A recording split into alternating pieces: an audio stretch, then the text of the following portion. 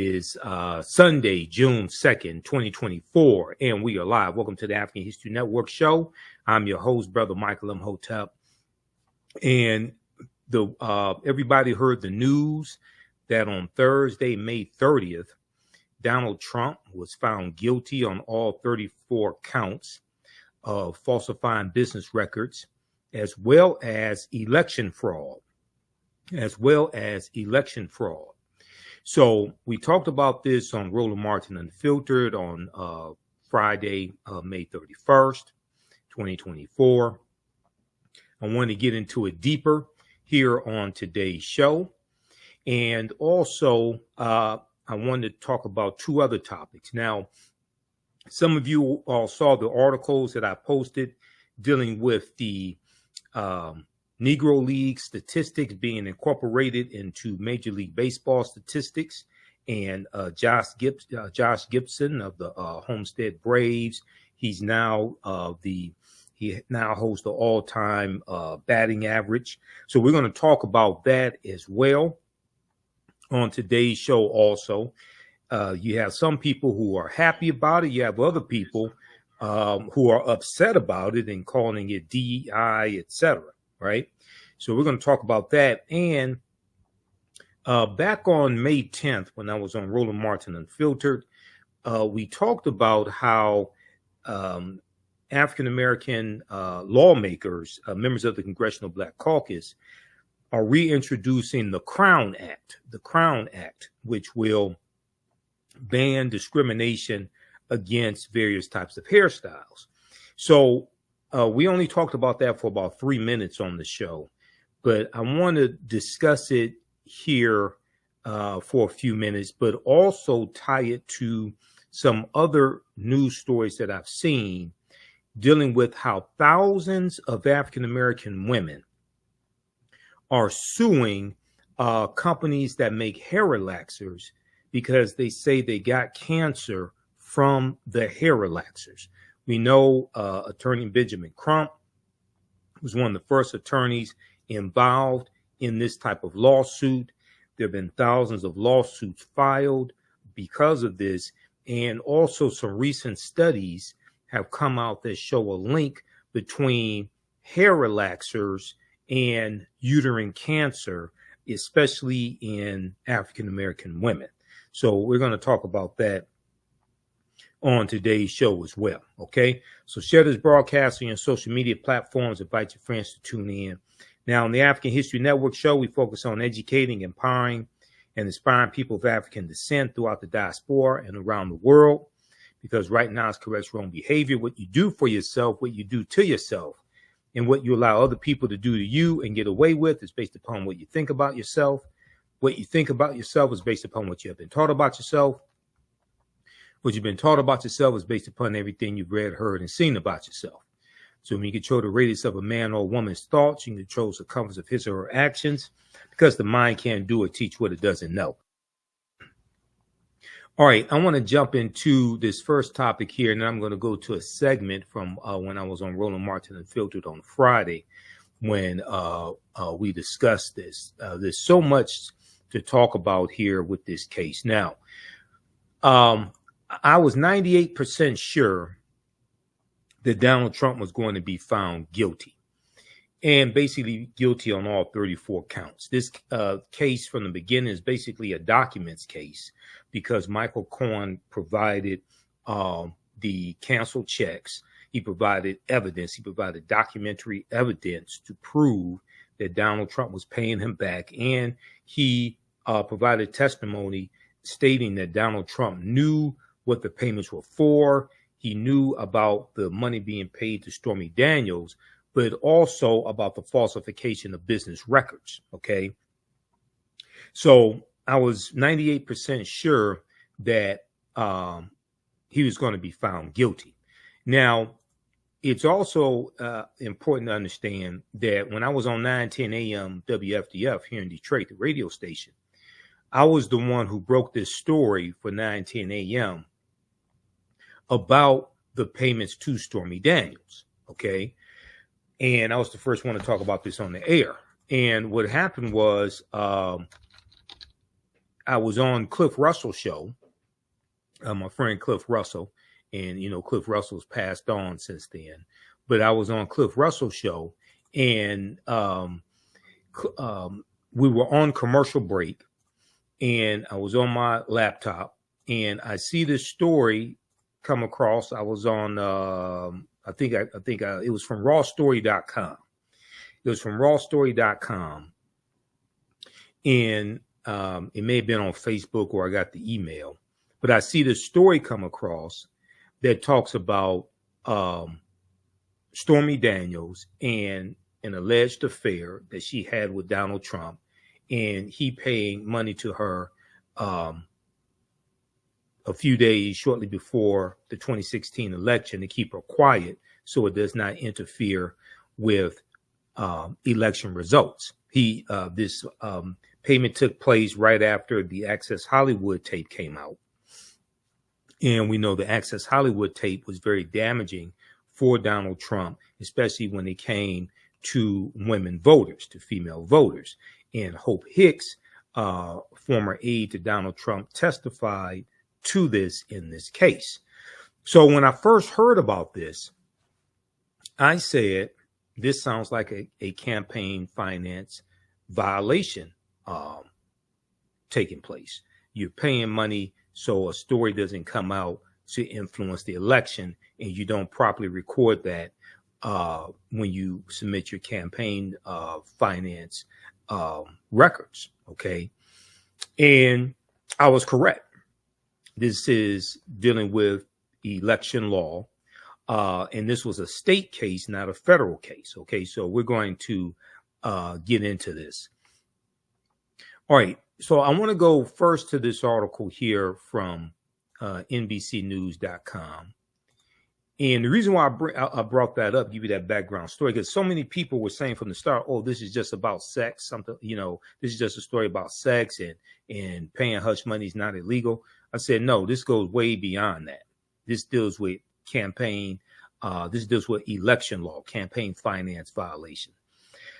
A good article from NBCnews.com. Donald Trump found guilty in a historic New York hush money case. The jury's verdict is the first time a former president has been convicted of a crime. The jury's verdict is the first time a former president has been convicted of a crime. Now, one of the problems here, the way mainstream media has been covering this, is they've been calling this a hush money case as opposed to an election interference case or election fraud case. It's really an election fraud case. And this is something on the first day of the case opening arguments, prosecutor Michael Colangelo, this is something that he stated. He said it was election fraud, pure and simple.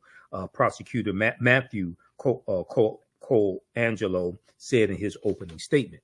But here, if we look at this piece here from NBCnews.com, so after 6 weeks of trial, after 20 witnesses for the prosecution, 2 witnesses for the defense, after 9.5 hours of deliberation, a jury of 12 of Donald Trump's peers returned a verdict of guilty on all 34 counts. Okay, so this took place Thursday, May 30th, 2024. You remember me saying that this is not going to be a hot boy summer for Donald Trump. This is going to be the worst summer of his life. Okay, this is the first time a former U.S. president has been convicted of a crime. Now, he'll be sentenced on July 11th, 2024, 4 days before the Republican National Convention. He faces penalties from a fine. The fine could be up to $5,000.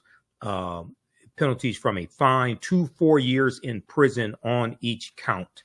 Although it's expected he would be sentenced for the offenses concurrently, so serving all of the sentences at one time as opposed to consecutively. Now, it's highly unlikely, all things considered, that he serves time in prison. I think he should serve time in prison because he tried to defraud voters I think he should serve time in prison. He tried to defraud voters. He actually did defraud voters, and kept that news out of the media, okay, so he could win the election, because he knew it would hurt his chances in winning the election. So he definitely needs to go to prison. But also, there were 10 violations of the gag order during the trial. Okay, 10 violations of the gag order. The average person cannot violate a gag order like that, even 2 or 3 times, and not be put in jail for the duration of the trial. Okay, so he wasn't put in jail, even though he had 10 violations of the gag order. He, right after the trial, right after the verdict, he goes out, holds a press conference, continues to lie. We're going to go through some of the lies that he told. Okay, he continues to rant on Truth Social, things of this nature. So if he keeps it up, Judge Juan Merchan may have no choice but to put him in jail and put him in prison, especially if he tries to release information about the jury, about the jurors, or if he continues to issue various types of threats, incite violence, etc.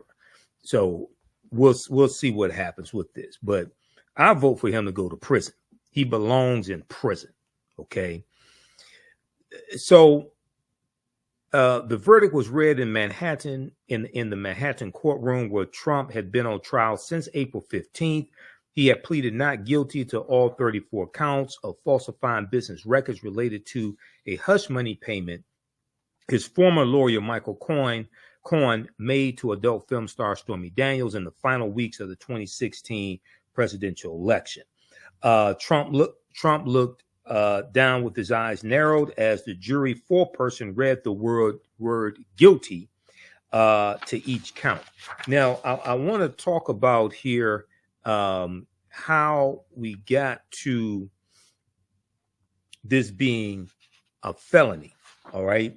Because these were 34 misdemeanor charges, but under New York state law, when you have misdemeanors that are done in connection with done with the intent to cover up another crime, those misdemeanors get elevated to a felony. Those misdemeanors get elevated to a felony. And this is what we saw here.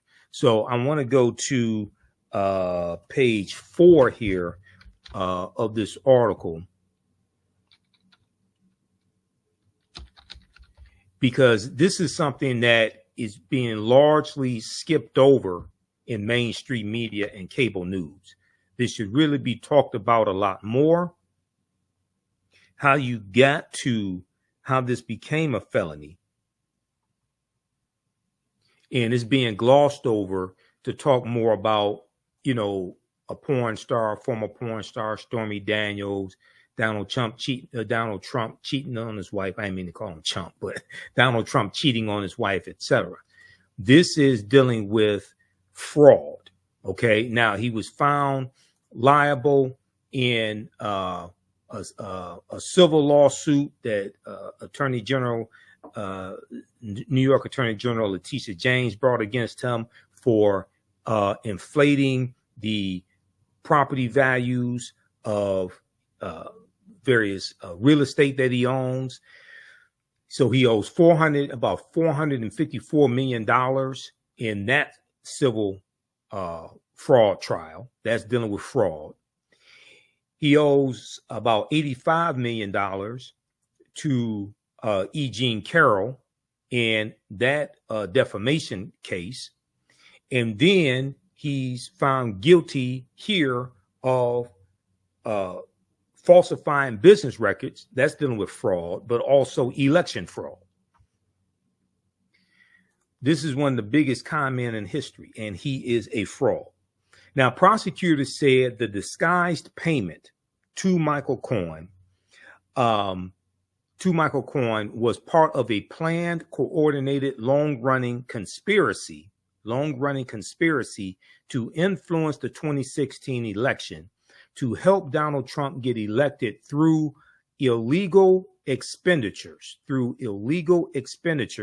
to silence people who had something bad to say about his behavior, using doctored corporate records and bank forms to conceal those payments along the way, using doctored corporate records and bank forms to conceal those payments along the way. Quote, "It's election fraud, pure and simple," prosecutor Matthew Colangelo said in his opening statement. It's election fraud. While Donald Trump was not charged with conspiracy, prosecutors argued he caused the records to be falsified because he was trying to cover up a violation of state election law. Okay, now this part right here gets largely left out of 90% of the media coverage around this. They're not drilling down on he was defrauding voters. This was dealing with a violation of New York State election law. This is the same guy who said that the 2016 election was rigged, even though he won it, and Hillary Clinton got 2.9 million more votes than him. And he said there was something like 5 million undocumented immigrants voting. So even though he won the 2016 presidential election through the Electoral College, he lost the popular vote, right? She got 2 million more popular votes than him. He said that was fraud. He lost the 2020 election. He lost the Electoral College vote and the popular vote to Joe Biden. He said that was fraud, even though his own Attorney General, William Barr, investigated and said there was no widespread election fraud. Okay. Donald Trump kept pushing the big lie and kept saying it was fraudulent. All right. So, and then we see in 2016, he committed election fraud. Imagine that. The guy that was screaming election fraud was being committed against him is found guilty of committing election fraud. So while Trump wasn't charged with conspiracy, prosecutors argued he caused the records to be falsified because he was trying to cover up a violation of state election law and falsifying business records with the intent to cover another crime raises the offense from a misdemeanor to a felony. So that's how we got to a felony. Now, this is a low-level felony, Class E felony under New York state law, lowest level felony.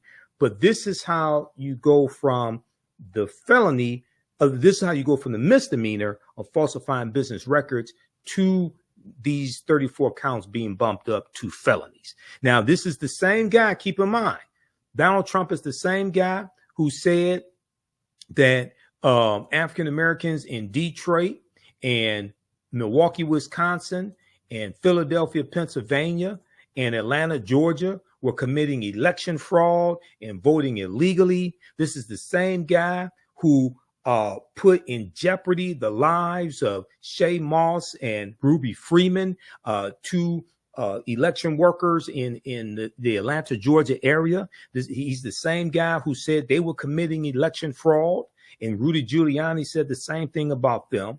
This guy right here, this fraud, who's found guilty of election fraud, 34 counts of it. This is the chickens coming home to roost. This is karma.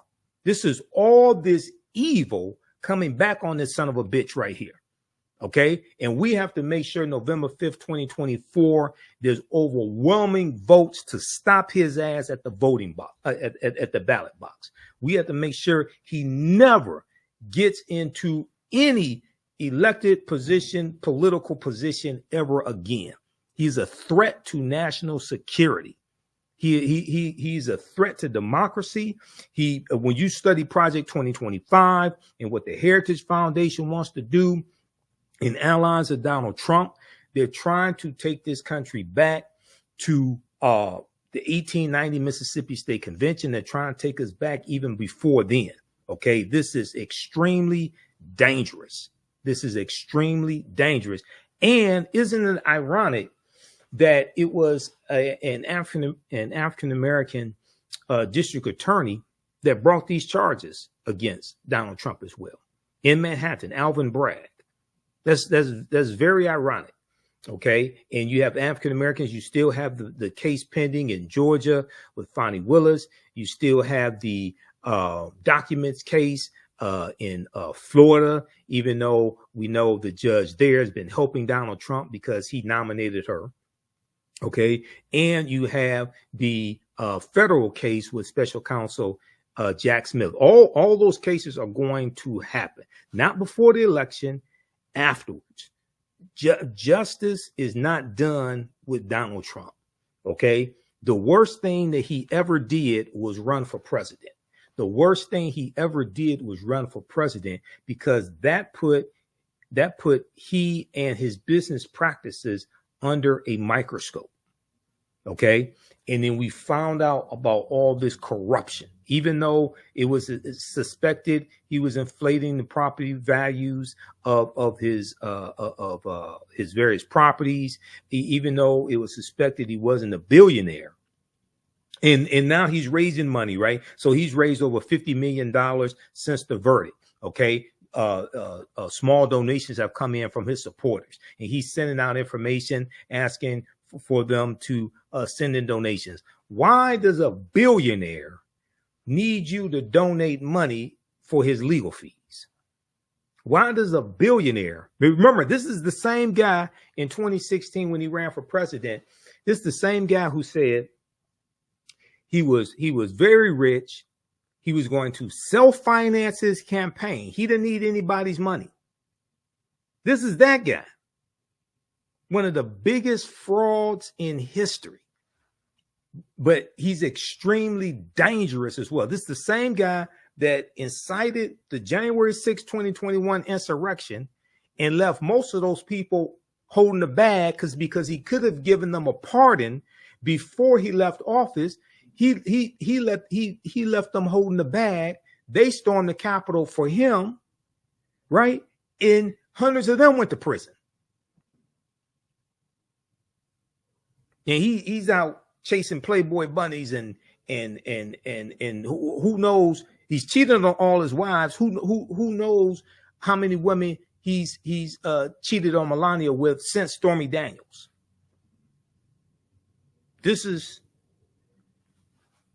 You can't make this stuff up. You cannot make this stuff up. All right, let's continue here.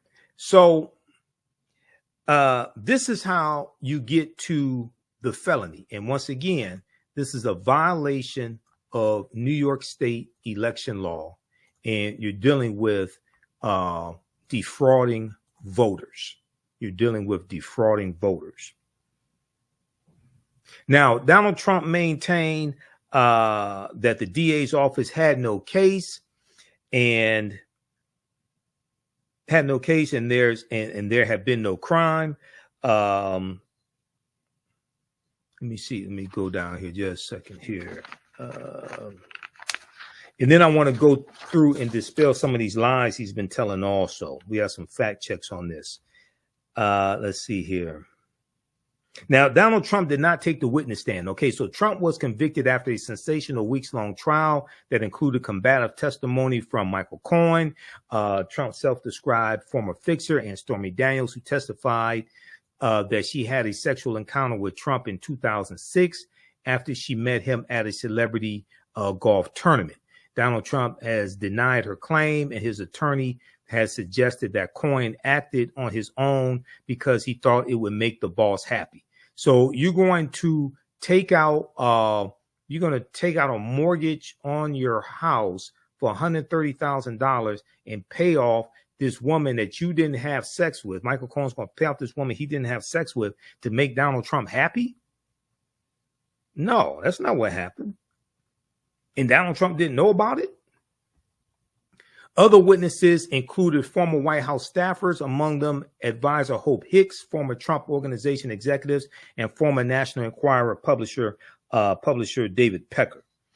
All right, now, Donald Trump did not take the witness stand. After he said over and over again he would take the witness stand, just like a punk and the coward he is. He did not take the witness stand. His attorneys definitely would not let him take the witness stand because they know he would perjure himself. So he did all that grandstanding saying, yeah, he's going to take the witness stand. And I already knew he was lying. Now, Michael Cohen was the lone witness to testify to Donald Trump's direct involvement in the $130,000 payment. Michael Cohen was the lone witness to testify to Donald Trump's direct involvement in the $130,000 payment and the subsequent reimbursement plan. Now, Todd Blanche, one of Donald Trump's defense attorneys, spent days challenging Michael Cohen's credibility, getting Cohen to acknowledge he had a history of lying, including under oath. Michael Cohen said he was paid the Stormy Daniels cash in a series of payments from Donald Trump throughout 2017 that the Trump organization characterized as payments pursuant to a retainer agreement, quote, for legal services rendered. However, prosecutors said there was no such agreement, and Michael Cohen's version of events was supported by documentary evidence and witness testimony. So Michael Cohen was not the only witness here. Michael Cohen brought documentary evidence. This is why I said from the beginning, this is a documents case. Okay. And I was 98% sure that Donald Trump would be found guilty because this is a documents case. There's a paper trail on this. And sure enough, he was. Now, defense attorney Todd Blanche contended that the series of checks then President Trump paid Michael Cohen in 2017, quote, was not a payback to Michael Cohen for the money that he gave to Ms. Daniels, end quote, and that he was being paid for his legal work as Trump's personal lawyer. But what came out in the trial is that he was paid the $130,000 plus the taxes he would have to pay on the $130,000. So he was paid double. Okay. And Donald Trump never did that. That came out in the trial also. All right. Now,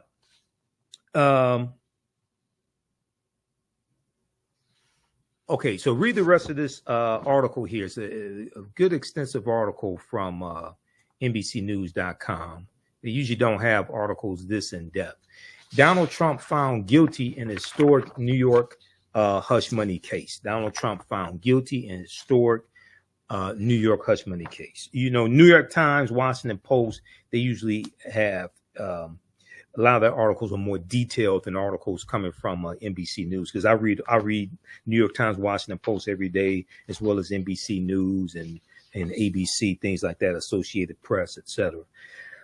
I want to go to some fact checking dealing with some of these lies that Trader-in-Chief Donald Trump told. Okay. I want to go to some of these lies. Also, today's show, we'll give you information on the online history classes that I teach in my new online class that starts up Sunday, June 23rd, 4 p.m. Eastern Standard Time, Black Resistance Movements from the Haitian Revolution, U.S. Civil War, Civil Rights Movement, and Black Power Movement, 1800 to 1968. It's a fantastic class. Visit our website, AfricanHistoryNetwork.com, AfricanHistoryNetwork.com. And we have some, the information's right there, but we're going to post the links here as well.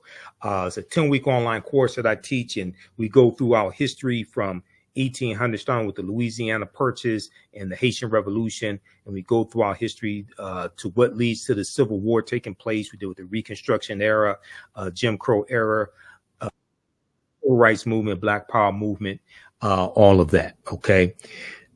So visit our website for that. All right. Now, I was on Roland Martin Unfiltered on Friday, May 31st, and we talked about the verdict in the trial. So I want to go to a segment of excerpt.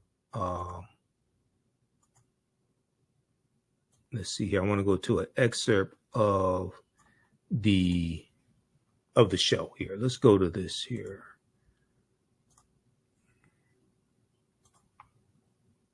Let me flip over.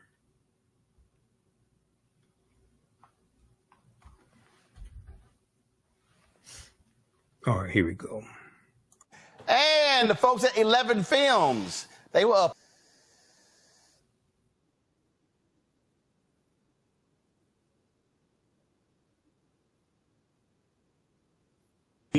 Guilty. Count 4, guilty. Count 5, guilty. Count 6, guilty. Count 7, guilty. Count 8, guilty. Count 9, guilty. Count 10, guilty. Count 11, guilty. Count 12, guilty. Count 13, guilty. Count 14, guilty. Count 16, guilty. Count 17, guilty. Count 18, guilty. Count 19, guilty. Count 20, guilty. Count 21, guilty. Count 22, guilty. Count 23, guilty. Count 24, guilty. Count 25, guilty. Count 26, guilty. Count 27, guilty. Count 28, guilty. Count 29, guilty. Count 30, guilty. Count 31, guilty. Count 32, guilty. Count 33 and 34, guilty. That is Donald J. Trump, defendant, found guilty on all 34 felony counts. Oh, my goodness. Don't you just love it? That's why, again, I'm rocking the Earl Campbell throwback jersey from the Houston Oilers. Of course, he was number 34. And so I just love it. I love it. I love it, y'all. Look, y'all see this here? Somebody posted this pretty damn funny here. They put some prison bars over Donald Trump's star on the Walk of Fame. That's pretty cool. And then I thought this photo was absolutely great because, you know, he's talking about appealing. Here's the problem. These are the judges of the Manhattan Appeals Court. 5 black women. Good luck with that appeal, player. Dr. Niambe Carter, Associate Professor, University of Maryland School of Public Policy out of D.C. Michael Imhotep, host of the African History Network show out of Detroit. Jelana Jones, Texas State Representative and lawyer out of Houston. Glad to have 3 of y'all. Niambe, I'm cracking up laughing because MAGA has been losing their minds. I mean, the crying and the wheezing and the whining and the threatening. I mean, they have been losing it. And I'm sitting here going, I'm confused. Y'all are literally defending somebody who cheated on his wife, slept with a porn star, lasted 90 seconds, then asked his attorney to pay a hush money, hid the payment, breaking campaign finance laws, and that's y'all martyr? Well, I mean, we know this has never been about values or someone being conservative or a traditional family man. This is about white male power. And what they're really crying about is the fact that a white man like Donald Trump, who they think of as infallible and all powerful, faced any kind of repercussion or consequence. Because you know what he could have just did? Cheat on his wife. Not paid the hush money, because clearly this cult of people do not care what this man does. Instead, he committed a crime to cover up something that, quite frankly, seemed to be right in his wheelhouse. This has never been a man known to be faithful in his marriages. I mean, we've seen the transcripts from the various memoirs from Marla Maples to Ivana Trump. So I don't know what this was about, other than the fact that these people can't stand that their leader, if you will, lost, because they treat him almost like a deity. But I mean, you know, that's the route he found out. Michael, if you really want to see a video of a really just shameful and pathetic black man, is this dude right here. I can't believe the hoax, this sham, this absolute injustice justice system. D.A. Bragg and the judge should be ashamed of themselves. This isn't just ridiculous. This actually erodes the confidence that Americans have in the justice system. Unbelievable. Unfreaking believable. But good news is coming. D.A. Bragg, hear me clearly.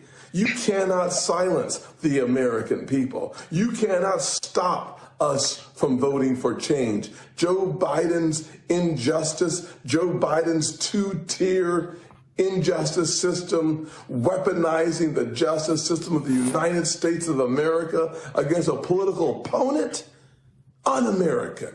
Joe Biden, you're fired. We the people stand with Donald Trump. I can't believe the hoax, this sham, this absolute injustice. Here, how dare you? I mean, this is an abomination. This is a sham, like my engagement. I mean, what am I sitting here talking about? I mean, this is just ridiculous. I mean, Joe Biden, how dare you? No, put Tim in the box. How dare you? I can't believe y'all did this to my man. All the ass that I've been kissing. I've been sitting here backing this man. I mean, I've been sitting here. I mean, what is wrong? How dare y'all do that to my patron saint? What's wrong with y'all? This ain't right. This ain't fair. Y'all gonna keep me from becoming the vice president. I can't believe y'all did this to my man. What's wrong with y'all? This is not the United States of America. This is a banana republic, and this don't make no sense. I'm highly pissed off. This is the most bass I've had in my voice ever in my life, and this is just wrong, wrong, wrong. Damn it, I need a lollipop. Michael, go ahead. You know, this is what a certified Negro who is still under warranty looks like. Senator Tim Scott is a total disgrace. Okay. And I know he likes to talk about he went from picking cotton to Congress in one generation and things like this. But his ancestors to pick cotton in South Carolina, if they came back to see what he's doing now, they probably slapped the black off of him. OK, so this is a just ruling. Number one, it was a jury of Donald Trump's peers. He went out today rambling, and numerous news outlets have fact checks on the lies he was telling, like the Washington Post from Trump Tower lobby, a gusher of falsehoods about the trial. And then also keep in mind that during the 2016 campaign, Donald Trump was saying, Hillary Clinton's emails, but it was Donald Trump's own State Department. And I'm looking at the article from the New York Times, October 18, 2019. State Department inquiry into Clinton emails finds no deliberate mishandling of classified information. OK, so it's very interesting why he wanted to hang that over Hillary Clinton's head during the 2016 campaigns. And we found out his own State Department exonerated her. He gets busted trying to influence the 2016 campaign. OK, so this goes beyond paying just, quote unquote, hush money to an adult film star. This deals with trying to suppress information that he knew and his campaign knew would drastically influence the 2016 campaign against him. He was losing votes with women after the Access Hollywood video came out. We have to use this as a teaching opportunity, because these videos and things like this, these are good. But if his ass wins the presidency in 2024, we're all going to be crying. OK, and then lastly, I saw the picture and the meme that you posted about the 5 African-American female judges. I posted an article about this. There are 5 of 21 appellate court judges, and they're chosen. If you read the article, misleading photos suggest Trump would face an all-black, all-female panel of judges on appeal. It's from the Dispatch. These are 5 appellate court judges, but it's a total of 21 appellate court judges. And it's usually a panel. Michael, there's a phrase in radio called "go with the bit." You go with that comes from the Time during the morning. No. I work for 2 radio stations. Go with the bit. Right, Michael? You're fucking up the bit. Okay, we don't need you explaining. You can go with the bit, Michael, go with the bit. Don't mess the bit up. You got to. I read an article in the Dispatch, and there are actually 21. Michael, go with the bit. Don't fuck up the bit. Okay, I got it. Okay, no, Michael, go with the bit. Okay, I know there are 21 judges. No shit. I Googled it, but go with the bit. I'm providing evidence. Damn, you Sigmas, yo, fuck shit up. Go with the bit. No, we don't. Yes, you do. No, all right. Go with the bit. Anyway. All right. Now, if y'all want to see somebody totally out of control, is crazy deranged Megyn Kelly. This is her last night on News Nation. And talk about just trying her best to kiss Trump's ass. Organization wrote down legal expenses from the drop-down Adobe menu, and that made as much sense as anything else because hush money wasn't an option. He was paying his lawyer who had made the payment to Stormy Daniels, and he was, I believe, reimbursing her, though he denied that, reimbursing him, though he denied that on the stand. I don't think there's anything wrong with doing that. I think you pay your lawyer money because he outlaid money for you. You could easily classify that as a legal expense. No matter what it's for, right? Even if it's illegal conduct, you can just put it's an legal expense, right?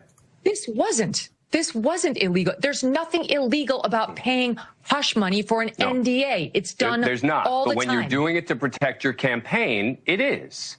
That's the difference. No. What law are you citing, Dan? Campaign finance laws. You're not allowed to give the... You don't know what you're talking about. You're wrong. Explain to me. Tell me what I'm getting wrong. Tell me what I'm getting wrong. When you're spending $130,000... I'll explain. Go ahead. I get it, because you're saying that there are limits to the campaign contribution somebody could make, and this has exceeded them, and then they hit it. I understand. That's his theory. However, this has been wrong from the start. Yeah. It does not amount to a campaign contribution if it is the kind of payment that could ever be made outside of the campaign context. That's not the standard. The standard is substantiality. It's not. It's substantiality. No, it's not. Yes, it is. You're wrong. Okay. No, it's not. I guess we're going to have to agree. There's been Supreme Court precedent on this. Talk to Brad Smith, who was the... Yolanda, she can just run her damn mouth all day. Here's what we know. His ass guilty. 34 times. Absolutely. But here's what's killing me, man.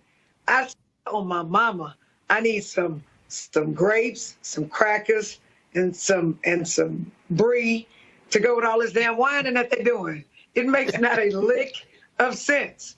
And first of all, I don't know why they whining, because other people, because my other job as a part of being a state representative is I'm a criminal defense lawyer for 29 years. When you get convicted, they normally give you bond conditions. You don't get to just walk free, keep your passport, go and speak everywhere, talk bad about the judge. You don't get to do that. Other people would be locked up. So they should be shouting hallelujah that he's getting special treatment.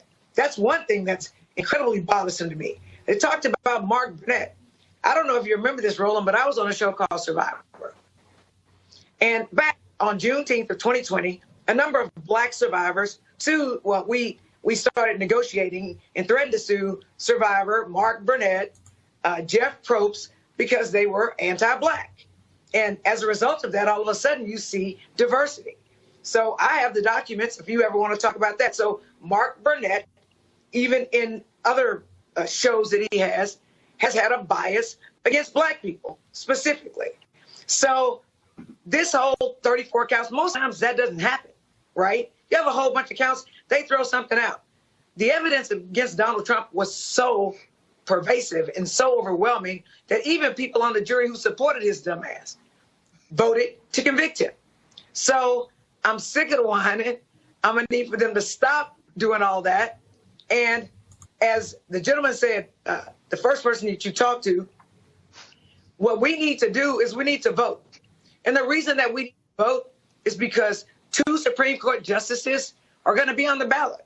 They just are. Alito and Thomas, And if Donald Trump wins, he's going to put some young-ass people on the Supreme Court, and they're going to be there past the lifetimes probably of our children. And if you think that we can't go back to how it was pre-Jim Crow, where they're lynching, then we need to worry, because the people that are going to get the most stepped on are us. It's always black people. When he was talking last night, he was talking about letting people come in from Africa. Newsflash, And notice he said all these countries that the Republicans hate, and Muslims, he said, but he didn't say Europe. So it's fine for us to let people come in from Europe. I wonder why that is. Because maybe, but you don't want Hispanics, you don't want black people, you don't want Muslim people. He is going to exact revenge on us. So we know what happens when we stay home. It happened in 2016. Yep. And things got really bad. So we came out and we voted in 2020. Thank God. We better vote in 2024 because our children's lives and our grandchildren's lives are going to depend on it.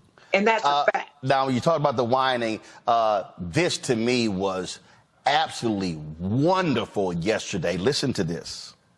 I want to get John in for one final comment. If there is a conviction, what happens to markets tomorrow? Very simple. I think markets crash tomorrow if there's a conviction, but I think they will bounce back because, look, even if they put Donald Trump in jail, I think the American people will vote him into president. We will vote him into the White House right out of the New York City jail. It's an outrageous trial, and people can see. But if there's a conviction, you think there'll be a crash? I think the markets will do very badly. What are you talking about, 1,000-point loss? I think we'll see at least a 2% drop. Okay. John Carney, I want to thank you.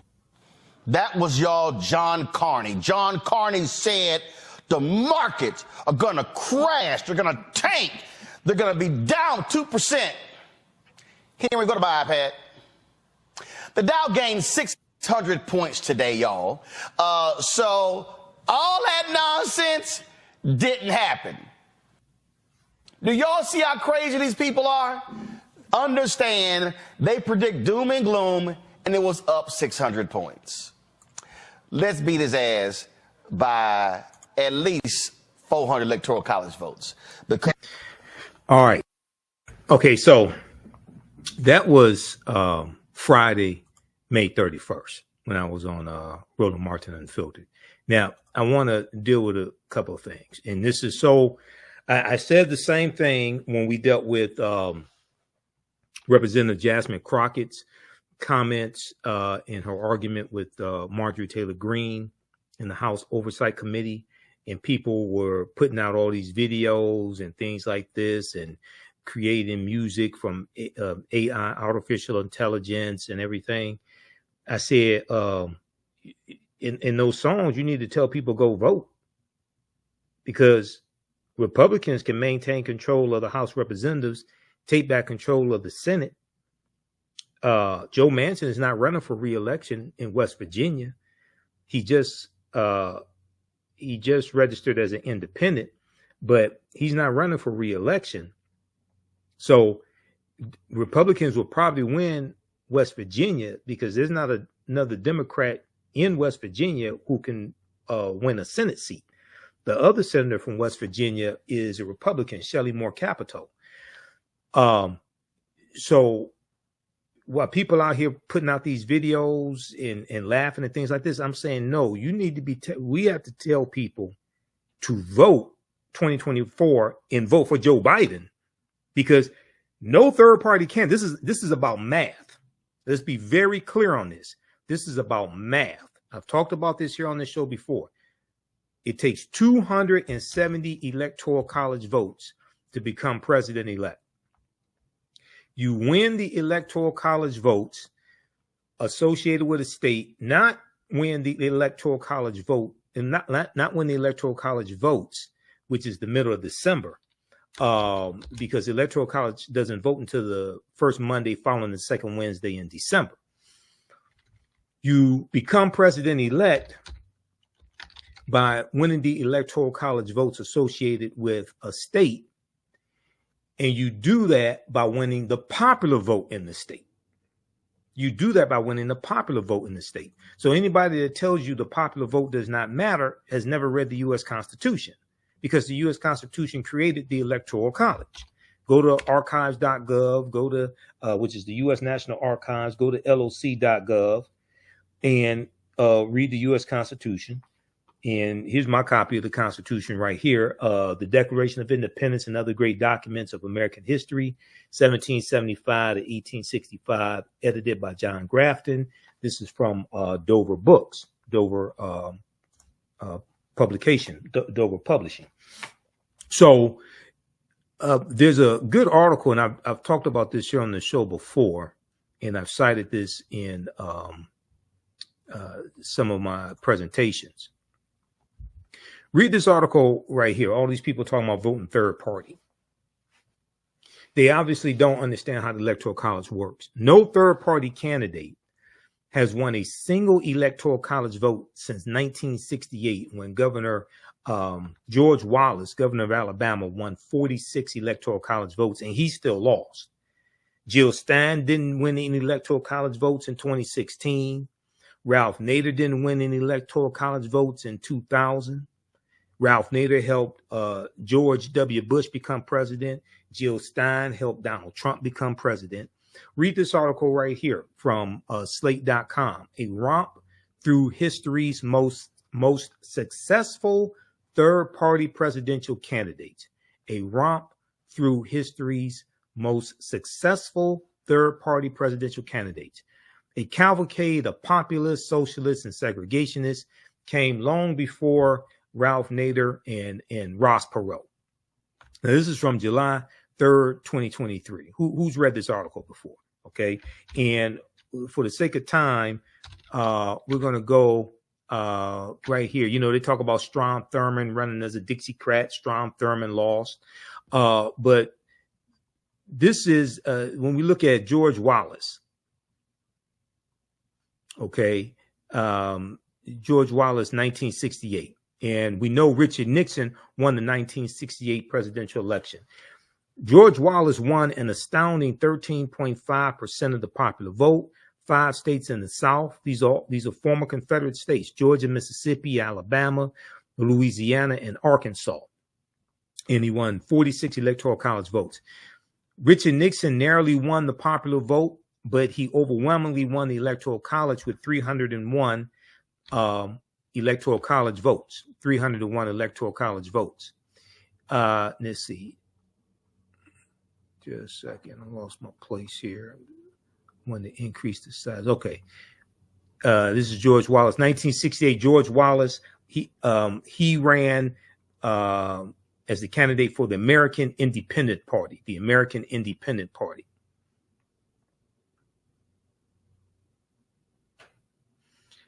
Let's see here. Okay, so Hubert Humphrey, who was the Democratic candidate, got 191 Electoral College votes. George Wallace attempted to win the presidential nomination on the Democratic ticket in 1972 and 1976 and never succeeded, but he won some states in his primaries along the way.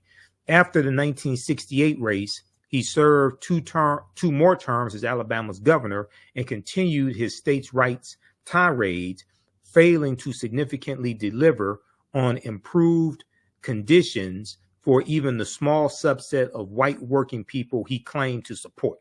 All right. So these segregationists screw over white people also. They just need their votes to get into power. They screw over white people as well. And we know George Wallace, you know, he says segregation today, segregation tomorrow, segregation for. Okay. But go through and read this. So all these people out here talking about third party voting, that could very well help Donald Trump become president again, just like Jill Stein helped Donald Trump in 2016. And Jill and Donald Trump's margin of victory in Michigan, Wisconsin, and Pennsylvania, Jill Stein got more votes than Donald Trump's margin of victory in those 3 battleground states. Jill Stein got 50,000 votes out of Michigan. Donald Trump won Michigan by 10,704 votes. There was also 50,000 people in Michigan who voted for everything else on the ticket and left president vacant, which is stupid. You know, that's something that dumbass Dr. Eddie Glaude said, who's on MSNBC, you know, from Princeton University, Dr. Eddie Glaude, the pseudo-intellectual. He, in 2016, he was on MSNBC. And this is one of these pseudo-intellectual progressives like Cornel West. He told people, he was on MSNBC. He told people vote for everything except president because he didn't like Hillary Clinton. He said, vote for everything except president. You don't have to like these people. You're not going to the prom with them. You're not trying to marry them. We have to understand how to use politicians and how to use politics as a tool to get policies in place that we want and protect policies that are already in place that are benefiting us. We have to. This is why I say stop telling African Americans to exercise their right to vote. You don't vote for exercise. If you want to exercise, you go to the gym and work out. You vote for power. You vote for power, and you vote for policies that are beneficial to you, to your family, to your community, etc., and policies that are good for African Americans are good for America in general. We have to understand political self-defense, and we also have to understand it's not only about what a politician can do for you, it's also about understanding how to block and stop what people are trying to do to you. And too many times we only look at the Democratic candidate, but we don't look at the threat coming from other people, the threat coming from the Republican candidate. I'm neither Republican nor Democrat, but I sure as hell ain't stupid. I can see who overwhelmingly keeps voting against our own interests. And if you go to congress.gov and you can look up these bills and you can see how you're a member of the House of Representatives and you're a member, your two U.S. senators vote on these bills, okay, I can see who overwhelmingly votes against our own interests, and I can see who overwhelmingly votes for bills that are beneficial to us as well. Okay, so we have to be smarter. We have to this is not about emotions. This is not about feelings. This is why, Biden and Harris were just in a week ago. They were in Philadelphia, and they have massive outreach that's taking place now, reaching out to the African American community. This is in addition to the economic opportunity tour that Vice President Kamala Harris is going on. But you're going to see more of these big rallies that they're holding, targeting African Americans, explaining what has been accomplished, and explaining how these policies are helping the African American community and what needs to be protected. Okay. And you had different news outlets saying the Biden and Harris are courting the black voters, things like this. We need to get out of that. We need to check them. No, we need to tell these news outlets, whoever's putting this out here, we don't want to be courted. Come talk to us and explain policy to us. We ain't trying to marry you. We're not taking you to the prom. We're not trying to date you. If you're lonely, you need somebody to date, go to blackpeoplemeet.com. Okay? This is politics. We ain't trying to be courted.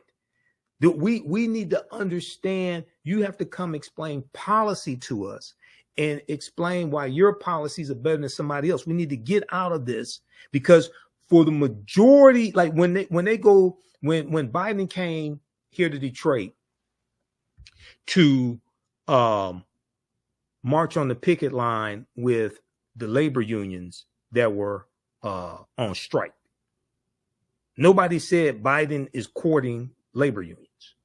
He's very pro-labor. They said he's coming to support labor unions. Okay. When he goes and talks to other groups, they usually don't say, you may find 1 out of 10 headlines, 1 out of 10 publications, but they usually don't say, oh, he's courting this group, he's courting that group. No, we don't need to be courted. We ain't trying to marry none of these people. We need to understand how to use them as a political tool to fight these ignorant ass MAGA insurrectionists over here. These white supremacist MAGA insurrectionists over here. So this is why we have to understand political self-defense and get out of all these feelings and emotions. Okay, now let's look at this. Let's look at this piece here. Guess who came to dinner with Flynn and Putin? Guess who came to dinner with Flynn and Putin? Lieutenant General Michael Flynn and Vladimir Putin. NBC News reviewed video and photos from a 2015 Moscow gala that Mike Flynn was paid $45,000 to attend to see who else was in the room. Okay. Now, this is, we talked about this here on the show before. This article is from April 18th, 2017, NBCnews.com. It was updated April 18th, 2017, 9:30 a.m. Okay. So we talked about this here on the show before. This is not new. Here you have Lieutenant General Michael Flynn. Okay. Now this article came out April 2017. Now this took place in December 2015. December 2015. The head table of a gala celebrating the 10th anniversary of Russia Today in December of 2015 included Russian President Vladimir Putin and American retired Lieutenant General Michael Flynn. Okay, who's at this table? Here's Vladimir Putin. And to the right of Vladimir Putin is Lieutenant General Michael Flynn. And across from these two is Jill Stein, who ran for president in 2016, lying, saying that there was no difference between Hillary Clinton and Donald Trump. That was a damn lie. Okay. Then Donald Trump wins. Jill Stein gets more votes out of Michigan, Wisconsin, and Pennsylvania than Donald Trump's margin of victory, because people fell for the third party trick, the third party hoax once again, because they didn't understand how the Electoral College works, because they haven't read the U.S. Constitution, because the U.S. Constitution 1787, 1788 created the Electoral College. Then Donald Trump becomes president, and who becomes Donald Trump's first national security advisor? Lieutenant General Michael Flynn. I'll be damned. Now, who would have saw that coming? And he lasted 27 days because they found some corruption on his end. And he was forced to resign. Okay. Donald Trump's first national security advisor was Lieutenant General Michael Flynn, and here he is in December 2015, sitting right next to Vladimir Putin, sitting right across from Jill Stein at the 10th anniversary of Russia Today news propaganda media outlet. I'll be damned. Who would have saw that coming?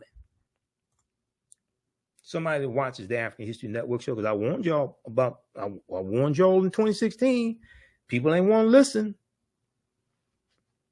I told you. All right. Here's this article. Go read this article.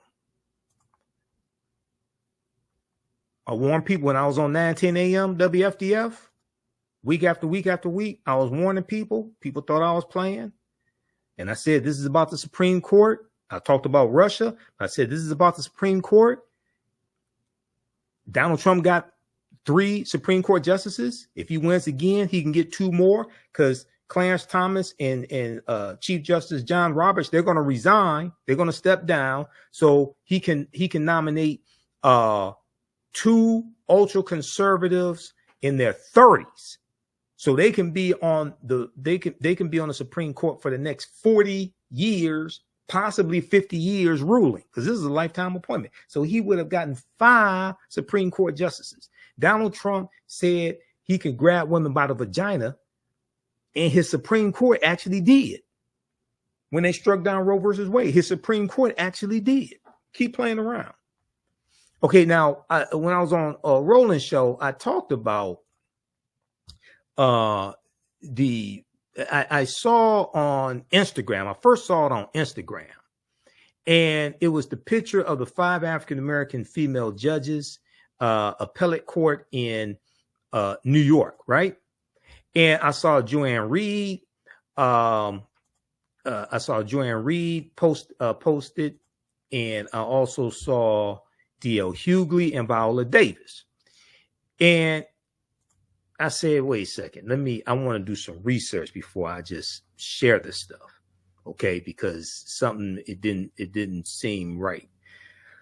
Not saying that it didn't seem right that they were judges or appellate judges, but I said, no, I think it's more than 5. This article, this is what I mentioned on Roland Show. And he said I was messing up the bit. No, I'm trying to provide factual information, because there's too much misinformation out here in the first place. Misleading photo suggests Trump would face all black, all female panel of judges on appeal. Then it goes on to say, this is from the dispatch.com. The appellate court actually has 21 judges and 5 would be selected randomly to hear his case. Now, I posted this on our social media platforms to get the accurate information out. Okay. And that night, Friday night, after I did Roland Show, I was watching Alex Wagner on MSNBC, who comes on 9 p.m. Eastern Standard Time. And she showed the picture and she put out the correct information, saying this is floating around. And these are African-American female appellate court judges, but she explained that there are actually 21 judges. These are 5 of the 21.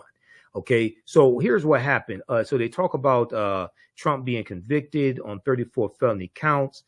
And it says in a post on X, formerly Twitter, with more than 1.4 million views, Elijah Schaffer, a Gateway pundit, asked, do you think Trump has a chance with the Manhattan Appeals Court? And included the following photo, okay, of these 5 African-American women, right? So, and it's gotten like 20,000, it's gotten 20,000 likes so far and 2,000 replies. Schaefer's post is misleading. Okay. Now, I'm not saying he intended it to be misleading. He probably didn't do the research, but his post is misleading. While the women pictured are all members of the court that could hear an appeal to Trump's case, they are only 5 of the 21 justices who could be selected to sit for the case. Assuming Trump's legal team appeals the guilty verdict, the case will be passed to the state's appellate division, First Judicial Department. The state of New York's appellate division, First Judicial Department, which is a branch of the New York Supreme Court.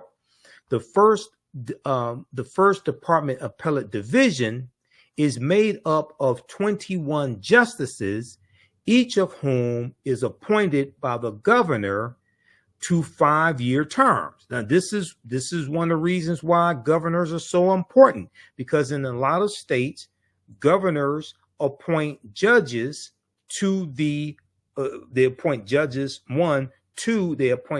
to the appellate court. And this is a 5-year term. This is one of the reasons why judges are so important. Also, in a lot of states, judges give pardons. Judges give stays of execution. Now, a minimum of 4 and a maximum of 5 justices are randomly selected to sit in any given case, with the concurrence of 3 being necessary for a decision. With the concurrence, so 3 judges is at least 3 have to decide a case. Okay, the 5 justices pictured in the post: Justice Bahati Pitt Burke, Justice Troy K. Weber, President Justice Diane T. Renwick, Justice Tanya R. Kennedy, and Justice Marsha D. Michael are all members of the 21-person First Department Appellate Division. Now, that photo that has gone viral, okay, that photo was taken on February 24th, 2024, after the 5 judges had been selected to hear arguments together in several civil cases. The first time, this was the first time an all-black bench had ever sat in the history of the First Department. Okay, so through the luck of the draw and Trump being unlucky, there's a possibility he can end up with all 5 of these judges, but the probability is not likely. All right. So read this piece here from the Dispatch. Misleading photo suggests Trump would face an all-black, all-female panel of judges on appeal. And that's from the Dispatch This is why we have to do research before we just share social media posts. Even coming from somebody like Joanne Reed of MSNBC, she said that she was one of the first people I saw it. And I said, I need to go research this before I just share this type of information. All right. Now, if you like this type of information, you can support the African History Network, because we definitely need your support. I don't have billionaire donors behind me. I don't work for the big networks, anything like that. I don't get paid to be on Roland. None of us get paid to be on Roland Show either, just so people understand. Visit our website, AfricanHistoryNetwork.com, AfricanHistoryNetwork.com. You can register for the online history classes that I teach on Saturdays. And then, so our current class, Ancient Kemet, the Moors, and the Ma'afa, Understanding the Transatlantic Slave Trade, what they didn't teach you in school. We had an excellent class on Saturday, June 1st. And this class is June 8th and June 22nd, 4 p.m. Eastern Standard Time. We deal with thousands of years of history and what leads up to the transatlantic slave trade taking place. Click right here to register for the class. It's on sale $60. Its class is a little more than half off. We have the lesson plan here also for all the classes, all the class sessions, my lesson plan. So you can download the lesson plan right here. You can see the content, the extensive content that we cover in this class. There's over 200 slides that we look at. I put together this class. I'm the one who created it. I put together all the slides. There's 200 slides, 80 to 100 articles that we look at, 15 books that we reference. You don't have to purchase any of the books to follow along in class. I'll show you excerpts of the books on the screen. Also, the video clips of interviews I've done with some of our scholars, like Professor James Small and Professor Kabahai Watakamene, Anthony Browder, Runoko Rashidi. We do the sessions live. All the sessions are archived and recorded. You can go back and watch it anytime. Now, the new class that I have starting up Sunday, June 23rd, class number 1, Black Resistance Movements. Black Resistance Movements from the Haitian Revolution, U.S. Civil War, Civil Rights Movement, and Black Power Movement, 1800 to 1968. So this class is on sale, $80. Register right here for the full class. There's there's bonus content that you can start watching as soon as you register for the class, okay? Because the last time I taught this class was early 2023. So we have the first 2 class sessions, and there's some other bonus content that you can start watching. And we have a course bundle. You can register for both of these classes for $120. So that's a big savings. We do the sessions live. All the sessions are archived and recorded. You can go back and watch it anytime. You can watch the classes on demand. Even after the course is over with, you still have full access. Okay, so this helps support the African History Network. It helps us keep doing the research, stay on the air, keep broadcasting. So if you like this type of information, these classes will totally blow you away.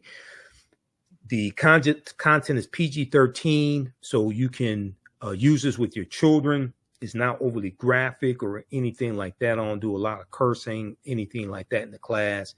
It's very visual also, so it's very engaging. So register for the classes at our website, AfricanHistoryNetwork.com, AfricanHistoryNetwork.com. Also, you can support us through PayPal and Cash App, $ TheAHNShow, through Cash App, and through PayPal, paypal.me/TheAHNShow. This is our official Cash App tag, $ TheAHNShow. These are some fake African History Network Cash App accounts out here that have been stealing money from us. Click right there on the link. It takes you to our QR code for Cash App.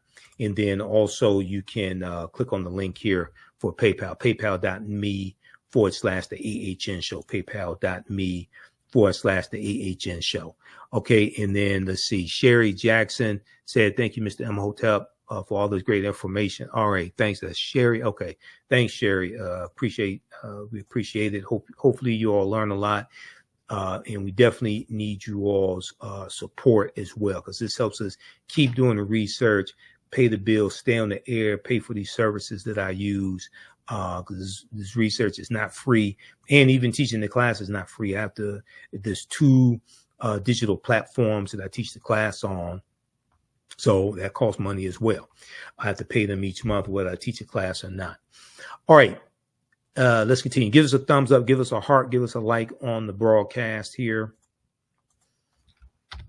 And let's continue. Okay. And I'm going to post the information here for the class. Also, we had a great class on Saturday. So as soon as you register, you can watch that class session and the previous ones and join us for the new class. Juneteenth is coming up. I will be speaking in Detroit at there's a big Juneteenth celebration taking place. I have to get it up on our website. There's a 3-day Juneteenth celebration. And one of the days is the 14th, 15th, and 16th. One of the days is taking place at the Joseph Walker Williams Center,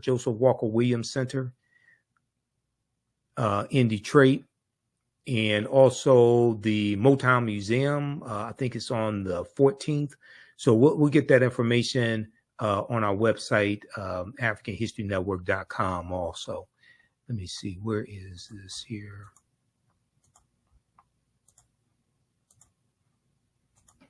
I have this on our Facebook fan page. Juneteenth Jubilee Detroit Freedom Weekend. It's actually 3 days. Saturday, June 15, 12 noon to 6 p.m. Now, I'll be on a panel discussion taking place at the Joseph Walker Williams Community Center, 8431 Rosa Parks Boulevard. The panel discussion that I'm on is at 3 p.m. Okay, so you don't want to miss that. And visit Jubilee. Let's see, the website is Jubilee, Juneteenth Jubilee DET.com. Juneteenth Jubilee DET.com. Visit that website. They have the information there for all 3 days. We'll get this up on our website, AfricanHistoryNetwork.com. All right, so let's continue. Now, I want to go to the do some fact checking on these lies Donald Trump has been telling. Also, there have been threats against the jurors as well. Okay. Trump supporters tried to dox jurors and post violent threats after his conviction. Trump supporters tried to dox jurors and post violent threats after his conviction. This is from NBCnews.com. Reuters.com has an article on this as well.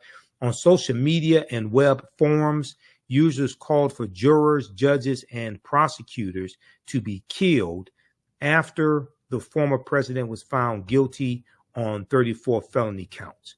These are some crazy ass people, and they're gonna find who these people are making threats. They're gonna be prosecuted. Donald Trump's not gonna be able to help them. He may be in prison right next to them. Advanced Democracy, a nonprofit that conducts public interest research, said there has been a high volume of social media posts containing violent rhetoric targeting New York Judge Juan Merchan and Manhattan District Attorney Alvin Bragg. And Alvin Bragg is African American, for those that don't know it, including posts with Bragg's purported home address. The group also found posts of the purported addresses of jurors on a fringe internet message board known for pro-Trump content and harassing and violent posts, although it is unclear if any actual jurors had been correctly identified. The posts, which have been reviewed by NBC News, appear on many of the same websites used by Trump supporters to organize for violence ahead of the January 6, 2021 attack on the U.S. Capitol. These forums were hotbeds of threats inspired by Trump's lies about the 2020 election, which he lost, and that the voting system was rigged against him. This is the same thing he's saying about the trial. The trial was rigged against him. No, you're just guilty, and you are a fraud. You are a criminal and a fraud and a convicted felon. They now feature new threats echoing Trump's rhetoric and false claims about the hush money trial, including that the judicial system is now rigged against him. Dox the jurors, dox them now, one user wrote after Trump's conviction on a website formerly known as The Donald, which was popular among participants in the U.S. Capitol attack. That post appears to have been quickly removed by moderators. Okay, so read the rest of this here. So these crazy MAGA nuts are making threats against Judge Juan Merchan, against Alvin Bragg, against the jurors, etc. This is what these cowards do. And there was also one from Reuters. Let's look at this one here also.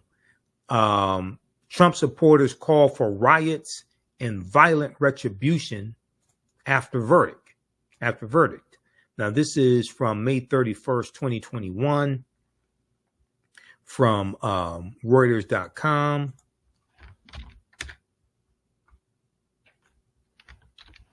Let's pull this one up as well.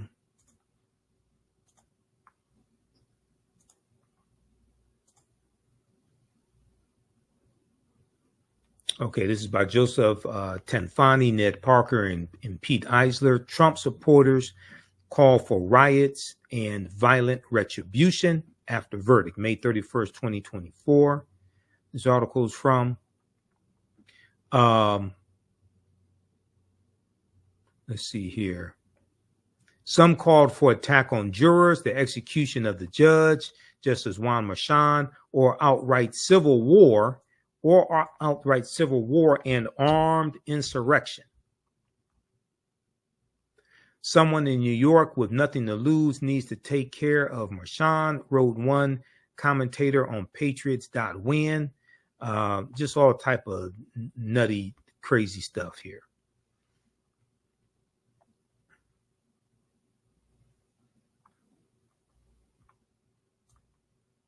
Okay, so you can read that one as well.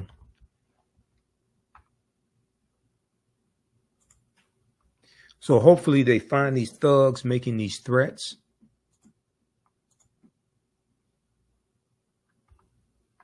And bring them to justice and convict them like Donald Trump was convicted. Now, Donald Trump went out after the verdict, told a bunch of lies then and subsequent days.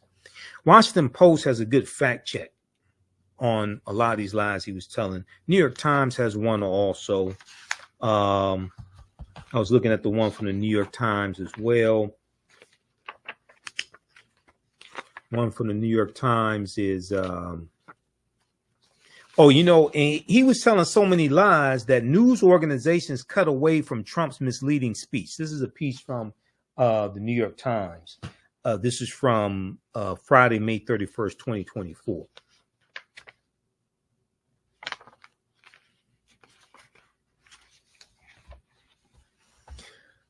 From the Trump Tower lobby, a gusher of falsehoods about the trial. This is an analysis by Glenn Kessler for the Washington Post, May 31st, 2024. If we just look at a few of these here, few of these lies he was telling.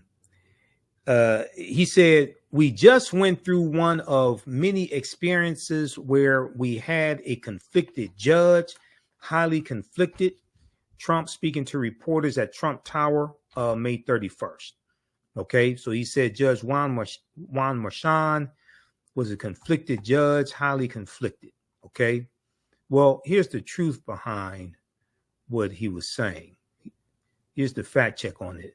Donald Trump exaggerates. Surprise, surprise. New York Supreme Court Justice Juan Merchan, who was randomly assigned the case, has an adult daughter who was active in left-leaning campaigns, including doing some work for Vice President Kamala Harris's nascent presidential campaign when Vice President Kamala Harris, when she ran for president. Okay, she worked on, his daughter worked on that campaign. According to her LinkedIn profile, which was deleted after right-leaning websites drew attention to her work. In 2020, Judge Juan Merchan made a $35 donation in political contributions to Democrats. The judge made $35 in political contributions to Democrats, including $15 to Joe Biden's campaign. In 2023, Juan Merchan requested that the New York Advisory Committee on Judicial Ethics decide whether these facts constituted a conflict. Quote, a judge's impartiality cannot reasonably be questioned based on de minimis political contributions made more than 2 years ago, or the business and or political activities of the judge's first degree relative, where the relative has no direct or indirect involvement in the proceeding and no interest that could be substantially affected by the proceeding, end quote, the committee said. This was already ruled on by the Ethics Committee. This was already ruled on by the Ethics Committee. Donald Trump is just lying. Accordingly, Juan Merchan denied Trump's request that he recuse himself. Okay, so read the rest of that. And then we have Donald Trump said, I'm under a gag order which nobody's ever been under. I'm under a gag order which nobody's ever been under. Well, now, no former president has ever been as crooked as Donald Trump has been, just so people understand. Trump, like anyone in the United States, has strong constitutional free speech rights, but unlike many defendants, he has repeatedly tested the limits with broad attacks on the judge, the judicial system, and witnesses in the case against him, in the cases against him, cases plural. Judge Juan Merchan initially imposed a narrowly tailored gag order aimed at protecting witnesses in the case, court personnel, and jurors, but then expanded it April 1st, 2024, after Trump appeared to cross a line again. After Trump appeared to cross a line again. Donald Trump is going to talk his way into a prison cell. A gag order has also been imposed in the federal criminal case alleging that Trump sought to overturn the 2020 election. That order, which applied to all trial participants, was upheld by the U.S. Court of Appeals. Now, Donald Trump is lying when he says this is all done by Biden and his people as well. Quote, just so you understand, this is all done by Biden and his people. This is false. There's no evidence that President Joe Biden has anything to do with this case, which was brought by Manhattan District Attorney Alvin Bragg, a local Democratic prosecutor. Alvin Bragg inherited the file from a previous prosecutor, Cyrus R. Vance Jr. The tenuous connection cited by Donald Trump supporters is that Matthew Colangelo, one of the prosecutors working for Alvin Bragg, served as acting associate attorney general, the third ranking position at the Justice Department, before joining Alvin Bragg's office in late 2022. But prosecutors change offices. There's nothing unusual. And Alvin Bragg is the district attorney. He's the one that calls the shots. But prosecutors change jobs all the time. All right, now,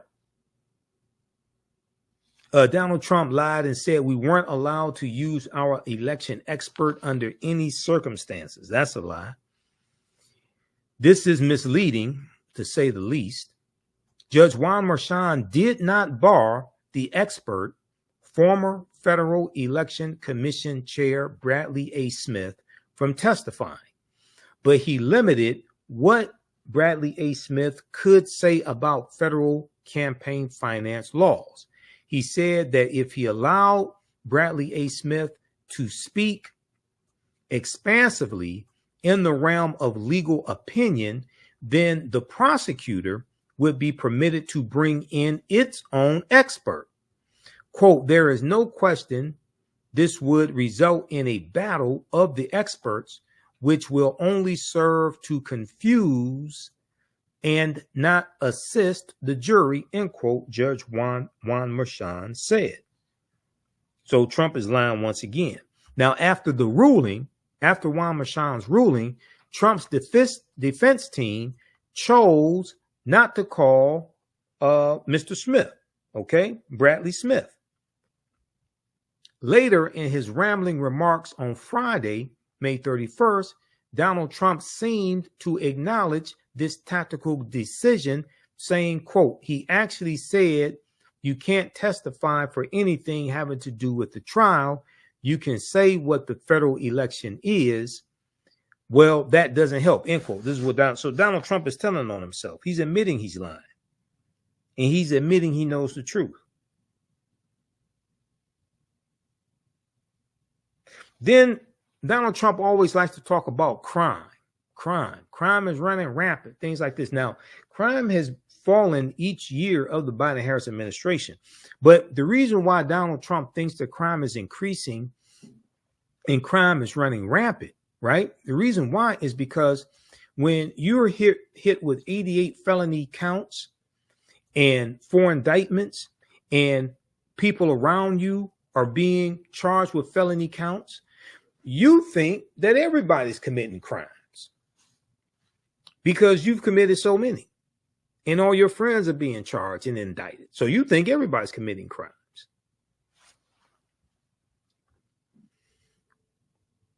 All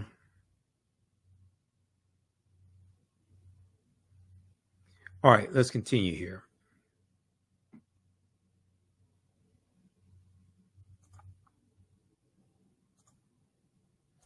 Let's go to this next fact check here. We had a DA who is a failed DA. Crime is rampant in New York, violent crime. This is what Donald Trump said. This is incorrect.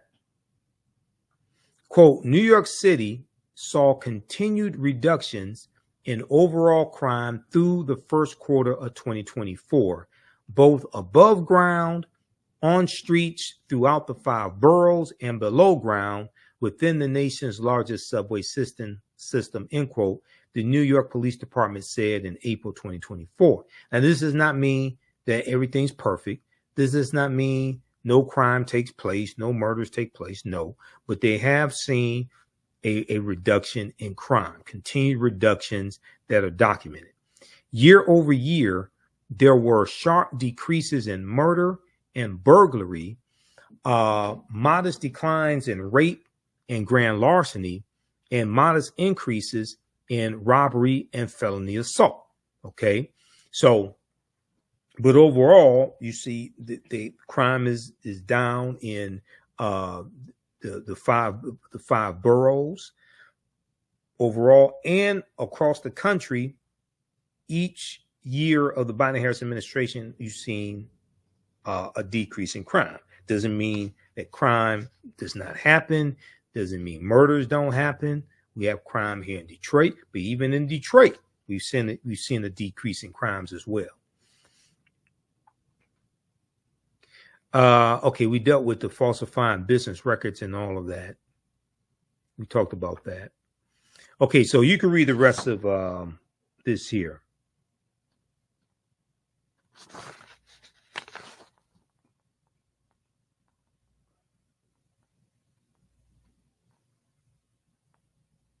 Okay, you can read the other fact checks, but I don't have time to go through all this. You can read the rest of this. From the Trump Tower lobby, a gusher of falsehoods about the trial. And a lot of news outlets have the fact checks on this, providing the evidence, breaking this down, showing how Donald Trump is just flat out lying, just flat out lying. But he appeals to a lot of ignorant people that don't read. Okay, now let's see. We did that. Let me see. All right, I think I got through all the articles. I have other articles, but that's enough. I think I got through most of what I wanted to get through dealing with that. But this is why elections have consequences. This is why this is so important. So I mentioned this when I was on Roland Martin Unfiltered on Friday. And Roland even went to whitehouse.gov and talked about the American Rescue Plan, the $1.9 trillion American Rescue Plan that no Republicans in the House or the Senate voted for, that saved America, that saved the economy, that opened back up America from dealing with COVID and schools were able to open back up, all of that. Okay. This is at whitehouse.gov. This is a 36-page document that shows how the policies of the Biden-Harris administration are helping the African-American community. So I hear a lot of these Black social media disinformation agents out here that don't do research, that will never show you this, never take you through this. I've gone through this numerous times here on the African History Network show. The reason why they won't show this to you, the reason why they won't take you through it, is because if they took you through it, then they would expose the fact that they've been lying when they say they haven't done anything to help Black people, anything like that. Now, as I've talked about before, Title VI of the 1964 Civil Rights Act, Section 601, non-discrimination and federally assisted programs, makes race-based policies illegal. It's illegal to have policies that are only for one race of people. You can go to archives.gov and read the 1964 Civil Rights Act, and it breaks this down. Or you can just Google, why are race-based policies illegal at the federal level? And that's the first thing that's going to come up. Okay. So, but when we go through and look at these policies, we see how overwhelmingly they've been helping the African-American community. The Biden-Harris administration advances equity and opportunity for Black Americans and communities across the country. Now, this version was last updated February 27th, 2023. They have a new version that came out in February 2024 that's condensed, and it's like 9 pages. This is the full 36-page one. I like to use this one. They talk about economic opportunity for African Americans, creating more than 12 million jobs total. Now it's over 15 million jobs. 2.6 million of those 15 million jobs went to African Americans. That's about 17% last time I checked. Okay. Lowering energy costs and creating economic opportunities through the Inflation Reduction Act. No Republicans in the House or the Senate voted for the Inflation Reduction Act. And this deals with fighting climate change. And we know African Americans are disproportionately hurt by climate change. Okay. Including African Americans who have been at the front line of climate change by lowering costs, advancing environmental justice while building a cleaner future. I'll go through and read all that. Making home efficiency upgrades more affordable, creating economic opportunities and good paying jobs, providing relief to farmers. The Inflation Reduction Act includes $5.3 billion that will provide relief to tens of thousands of farmers. Of that money, $3.1 billion will help distressed borrowers pay off their farm debts without ultimately taking the land or making the farmer ineligible for future assistance. An additional $2.2 billion will go to farmers who have suffered discrimination by the U.S. Department of Agriculture farm programs, making critical investments in Black families and communities in the American Rescue Plan. Historic expansion of the child tax credit, cutting child poverty to record lows for Black children. The child tax credit that was part of the $1.9 trillion American Rescue Plan, and no Republicans in the House or the Senate voted for this bill out of 260 Republicans in both the House and the Senate. It lifted 1 million African-American children out of poverty. Okay. Now it did expire, but you can get this back. You get 55 Democrats in the Senate. You can do a carve out to the filibuster. You can get that passed again. Okay. You can get that put in place again. Supporting child care providers and reducing child care costs for Black families. The American Rescue Plan provided a $39 billion lifeline to help child care providers stay open and compensate early childhood educators as they provide safety and healthy environments for children and help parents work. Okay, so you have Republicans saying open the child care centers, open the child care centers, open the schools back up, right, during COVID. But when it came time to fund opening the child care centers back up, when it came time to fund opening the schools back up, because you needed smaller classrooms, you had to pay for personal protection equipment, you needed to pay for new ventilation systems as well, right? Only Democrats voted for this bill. It was Democrats that wrote it, Democrats that wrote the bill. How you vote shows me what you value. Now, I'm neither Democrat nor Republican, but sure as hell ain't stupid. I can see who keeps voting against bills that are beneficial for us. States have already delivered American Rescue Plan stabilization grants to more than 200,000 child care providers, 1 in 5 of whom are African American, serving as many as 9.5 million children and their families. Read the rest of this here. It takes you through category by category. The American Rescue Plan tripled the earned income tax credit for 17 million workers without dependent children. It helped Black Americans stay in their homes. President Biden's American Rescue Plan has helped Americans, including Black Americans, stay in their homes by providing emergency rental assistance. There was $46 billion in rental assistance for renters as well as landlords also. As of June 2022, African Americans were the largest group that received this help, representing more than 41% of the aid recipients. Now, these Black social media disinformation agents out here that are telling you don't vote and Biden Harris haven't done anything to help Black people, are they explaining this to you? Have they shown you this? Have they taken you through this document?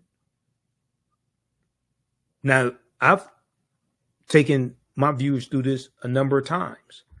This document first came out October 2021 and has been updated every 6 to 9 months or so.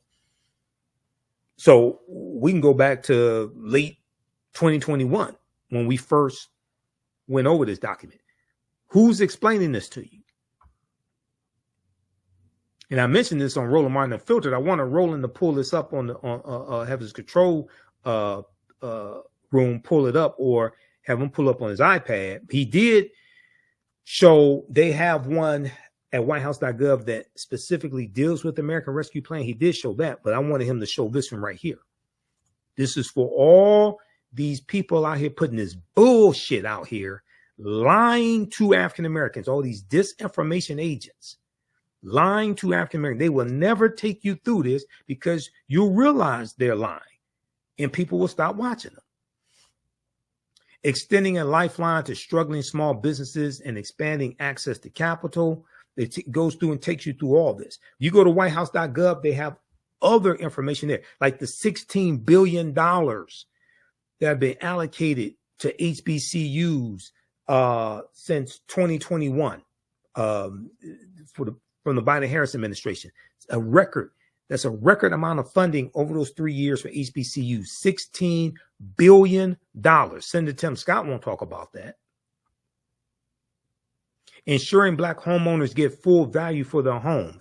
In March 2022, the Biden-Harris administration's Interagency Task Force on Property Appraisal and Valuation Equity, acronym PAVE, released the PAVE Action Plan, which represents the most wide-ranging set of reforms ever put forward to advance equity in the home appraisal process.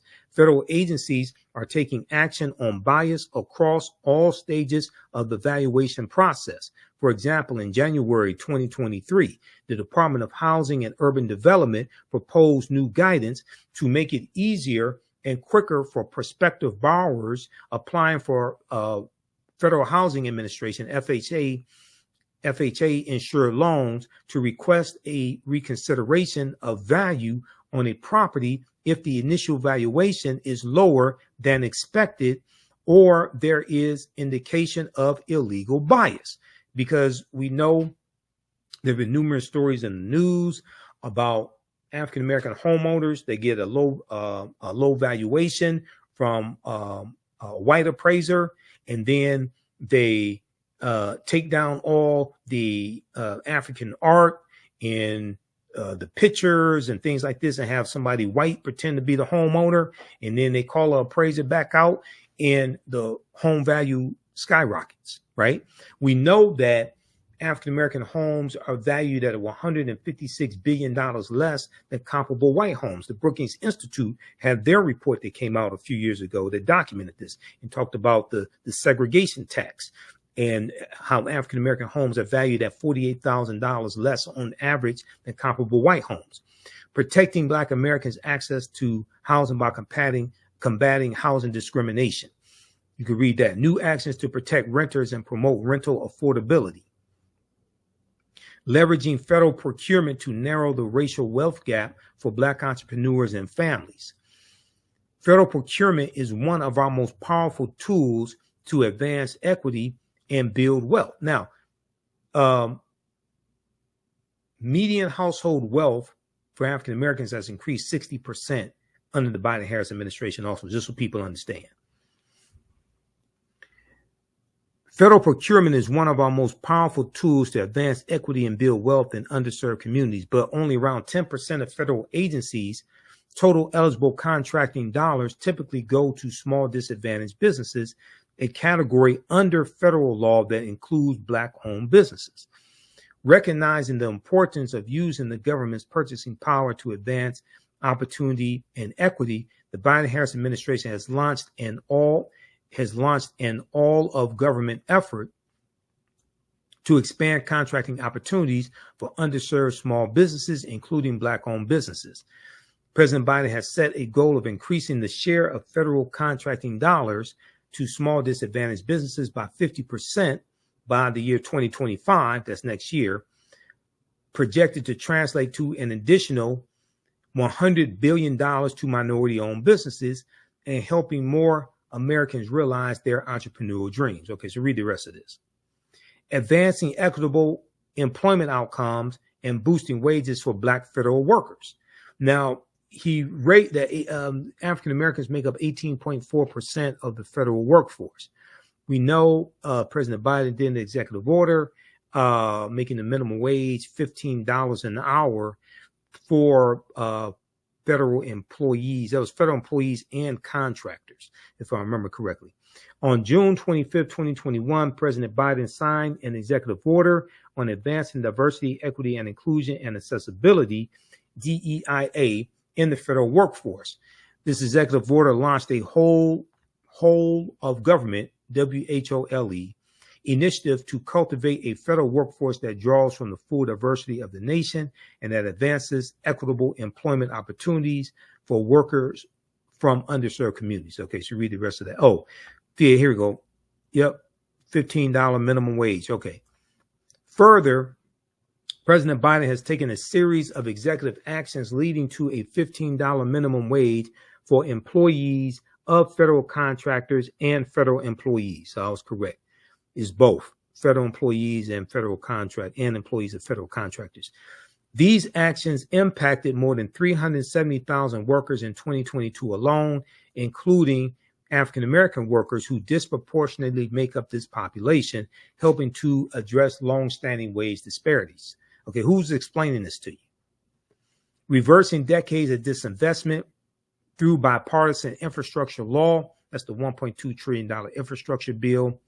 Okay, so read the rest of this here. I don't have time to get this. Is 36 pages. I don't have time to go through all this.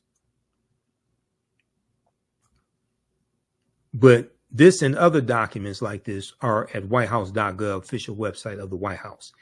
The Biden-Harris administration advances equity and opportunity for Black Americans and communities across the country.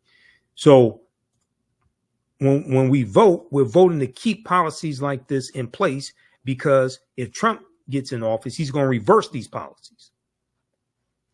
Okay?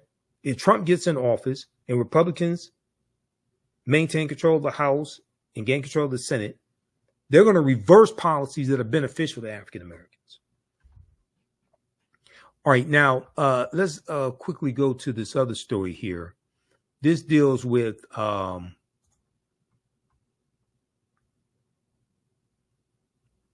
Negro Leagues. There was I posted this piece from CBSNews.com, and we talked about this on Roland Martin and Filter. We spoke with Josh Gibson's great grandson, actually. Josh Gibson of the Homestead Grays. Homestead Grays. I think I said Homestead Braves earlier. Homestead Grays. Josh Gibson becomes Major League Baseball career and season batting leader as Negro League Statistics Incorporated. And I saw a number of articles, and New York Times has a piece on this also that we posted on our Facebook fan page, The African History Network. And you have some people who are happy about this. You have others who voted for Donald Trump who are upset about it.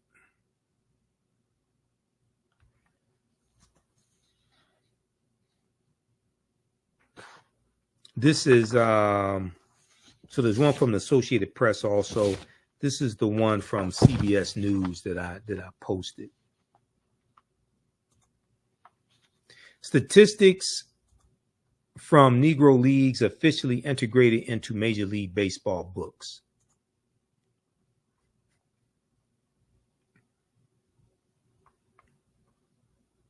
Just a second, let's flip over to this.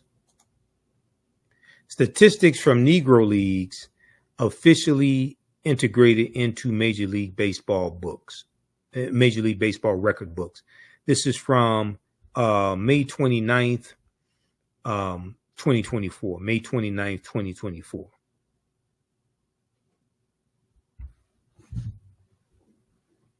From CBSNews.com.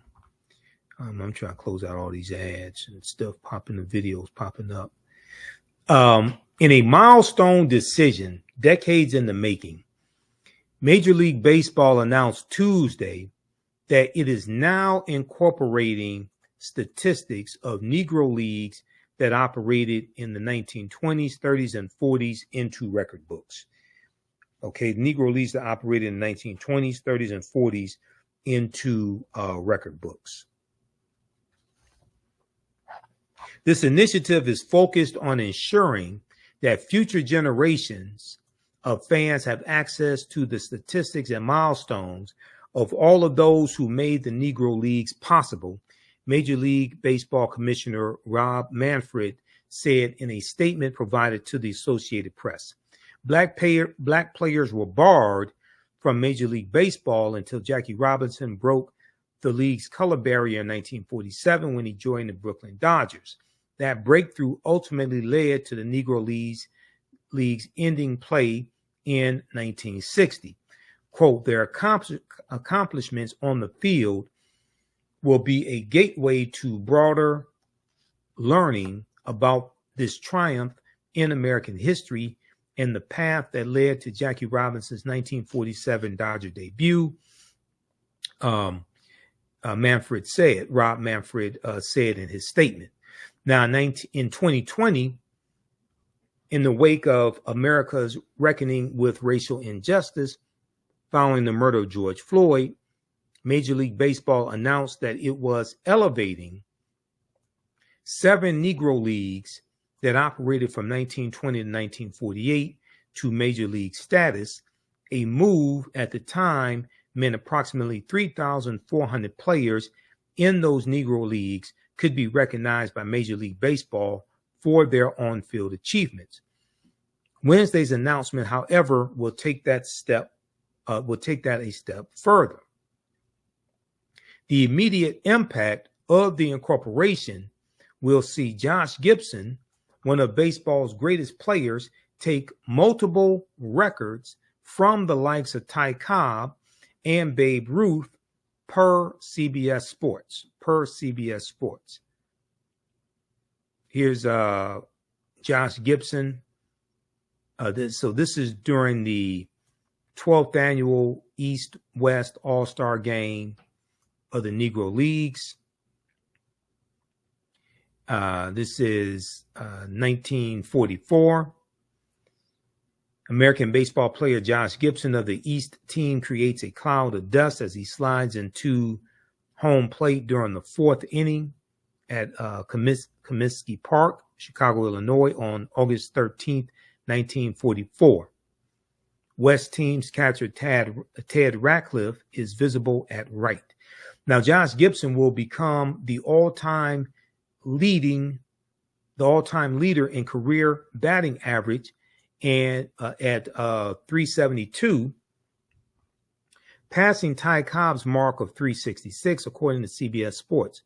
His career .718 slugging percentage will also be the all-time high mark now, surpassing Babe Ruth's previous record of 690, and he'll be the leader in career ops on base plus slugging percentage, with 1.177, passing Babe Ruth's mark of 1.164. Sean Gibson, who was on Roland Martin Unfiltered on Friday with us, Sean Gibson is the great grandson of Josh Gibson. He told USA Today in a statement on Tuesday, when you hear Josh Gibson's name, now it's not just that he was the greatest player in the Negro Leagues, but one of the greatest of all time. These aren't just Negro League stats. They're Major League Baseball stats. Okay. Now, so read the rest of this piece here. And some people are saying, well, the Negro Leagues, those players, they didn't play with the best players. Well, that's what people have been saying about Ty Cobb and Babe Ruth and the rest of them for years. The white players didn't play with the best players. The best players were in the Negro Leagues. They were segregated out of baseball. Now, when we look at this history here, and I brought this up to Sean Gibson, Josh Gibson's great grandson, because I was able to ask him a question. It was a gentleman's agreement in 1887. It was a gentleman's agreement that banned African-American players from being signed to contracts, new African-American players from being signed to contracts in Major League Baseball. It was not a written rule. Okay. There is let me see. I looked at, I was looking at something on this. I think it was, History of Baseball and Civil Rights in America. This is at baseballhall.org. This is Baseball Hall of Fame. And it takes you throughout history. And it talks about the Moses Fleetwood Walker, okay, who was the last African-American player on an otherwise all-white Major League team until Jackie Robinson broke the color barrier in 1947, right? But here's the thing: you can be an Afro-Cuban, or you could be Afro-Latino, and still be signed to a contract, okay? Or you could just say, you were Afro-Latino or something like that, and speak with an accent, and you could be signed to a contract. So this was specifically targeting African Americans, and this is, dealing with segregation.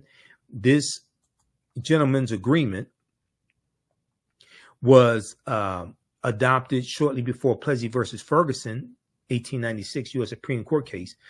The History of Baseball and Civil Rights in America. Okay, this is at baseballhall.org, and it takes you through this history here. 1865, 1876. So during the Reconstruction era, following the Civil War between the North and the South, America experiences an era known as Reconstruction. So we talk about this in my new class that starts up June 23rd that you can register for right now. Black resistance movements from the Haitian Revolution, U.S. Civil War, Civil Rights Movement, Black Power Movement, 1800 to 1968. Okay.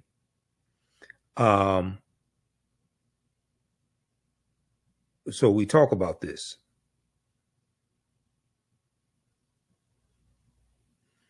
All right, now,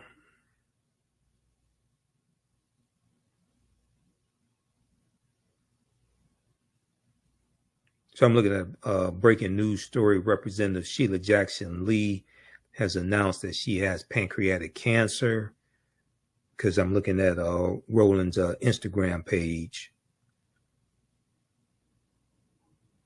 Okay, she announces she has pancreatic cancer. Okay. And she has released a statement. All right. So we're praying that she beats that.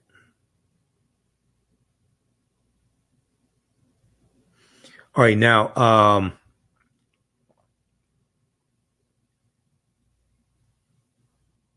1878, long before Jackie Robinson came on the scene, Bud Fowler becomes the first black professional player to integrate white teams. Beginning in 1878, he will play in the minor leagues as a pitcher, catcher, and second baseman.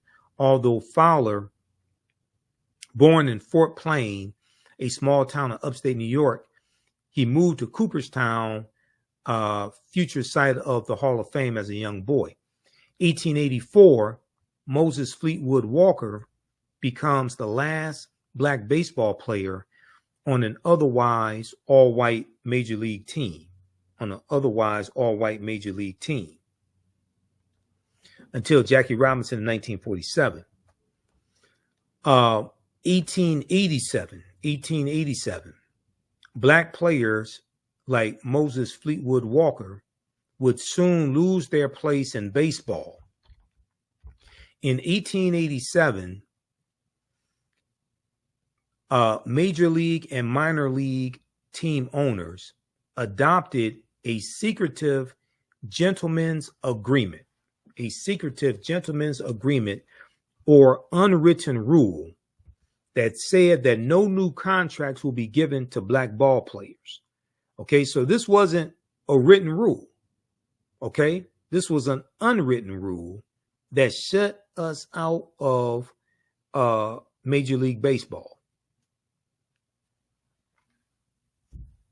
This gentleman's agreement, similar to Jim Crow laws adopted by some American states, effectively forces black ball players out of all professional leagues by 1900.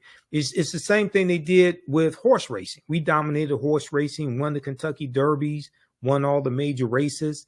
The first Kentucky Derby ran in 1875. Oliver Lewis was a 19-year-old former slave. He won that, okay? But we were forced out of horse racing. There was an organized effort by jealous white men who were jealous of the type of money we were making to force us out of horse racing. 1896 U.S. Supreme Court case, Plessy versus Ferguson, rules that segregation by law is legal and advances the notion of separate but equal. This kind of segregation is known as de jure segregation, by law segregation. But in examining images of segregated water fountains, job advertisements that excluded African-American applicants, and even soda machines that prevented African-Americans from making purchases, this notion of quote-unquote equal access and opportunity is proven to be false.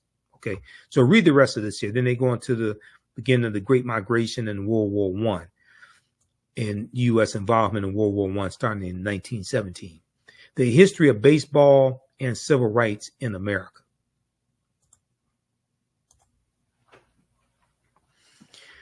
All right, now, lastly, last topic, and then I have to get out of here. And be sure to visit our website. If you, how do you all like this type of information? How do you all like this type of information? Give us a thumbs up, give us a heart, give us a like on this broadcast. Be sure to register for the online history classes that I teach on Saturdays and Sundays. We have a few more sessions of ancient Kemet, the Moors, and the Ma'afa. Kemet, one of the original names of Egypt. Ancient Kemet, the Moors, and the Ma'afa. Understand the transatlantic slave trade, what they didn't teach you in school. That's on sale, $60. We do the sessions live. All the sessions are archived and recorded. You can go back and watch anytime. So we have the information right on the homepage of our website. We do that Saturdays, 4 p.m. Eastern Standard Time. Click right here and register here. As soon as you register, you can watch the previous classes. Join us in our next class session. Download the class lesson plan here. My new class that starts up Saturday, June 23rd, 4 p.m. Eastern Standard Time. Black resistance movements, Haitian Revolution, U.S. Civil War, Civil Rights Movement, Black Power Movement, 1800 to 1968. That's on sale, $80. Click right here to register for that. There's bonus content that you can start watching immediately. And you also get the last two sessions. You'll get the last two sessions of the ancient understanding the transatlantic slave trade. You get that also. Okay. We have a bundle pack where you can register for both full courses as well. That bundle pack is on sale, $120. Okay. And even after the course is over with, you can go back and watch the entire class. All right, now, and we'll post the link here. That's at our website, AfricanHistoryNetwork.com. Back on May 10th, when I was on Roland Martin Unfiltered, we talked about this story here of lawmakers, African-American lawmakers reintroducing the Crown Act. Okay, the Crown Act. And this fights discrimination against African-American hairstyles. There was a article from TheAHNShow.com that deals with this. And I was going through really researching this topic.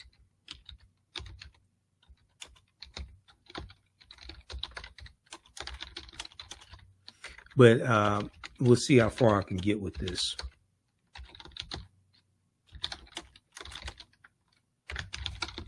So we remember that they tried to get the Crown Act passed before it passed the House of Representatives. Mostly Republicans voted against it. I think only 14 Republicans voted for it. It died in the Senate. Let's look at this from TheAHNShow.com. Black lawmakers reintroduce bill to ban hair discrimination. This is from May 1st, 2024 by Cheyenne Daniels for TheAHNShow.com. And Representative Bonnie Watts Coleman, Democrat from New Jersey. She's one of the ones spearheading this.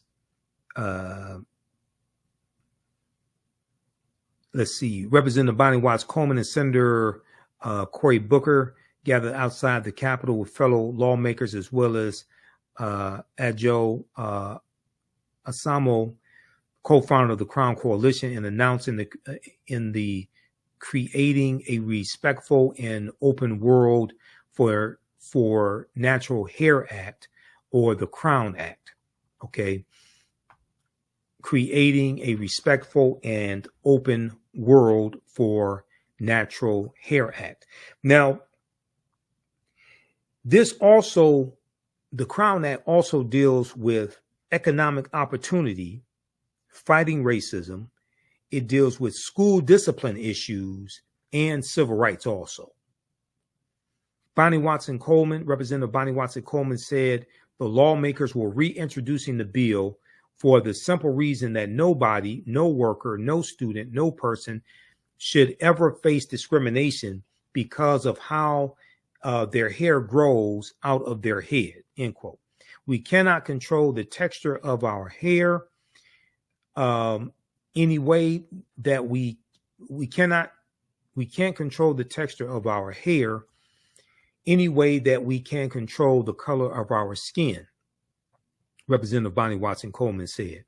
And yet, Black Americans routinely face discrimination simply because of the way their hair is. Now, a 2020 study from the year 2020 from Michigan State University and Duke Universities found that African American women with natural hair are often perceived as less professional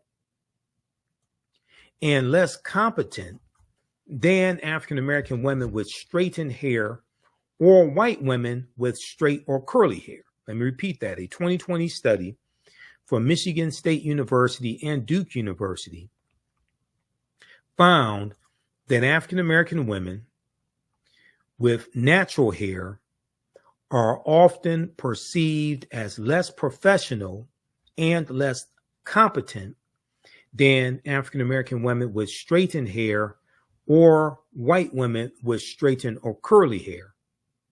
They are also less likely to be referred for job interviews. Okay, so this has an economic impact also. They are also less likely to be referred for job interviews. More than 20% of Black women have been sent home from work because of their hair. 1/3 of Black women under the age of 40 believe they have been denied a job interview because of their hair. Quote, our hair plays a significant role in our overall well-being, self-esteem, cultural identity, and personal expression, Representative Bonnie Watson Coleman said. Discrimination against Black hair is discrimination against Black people. Discrimination against Black hair is discrimination against Black people, and we're going to put a stop to it, end quote.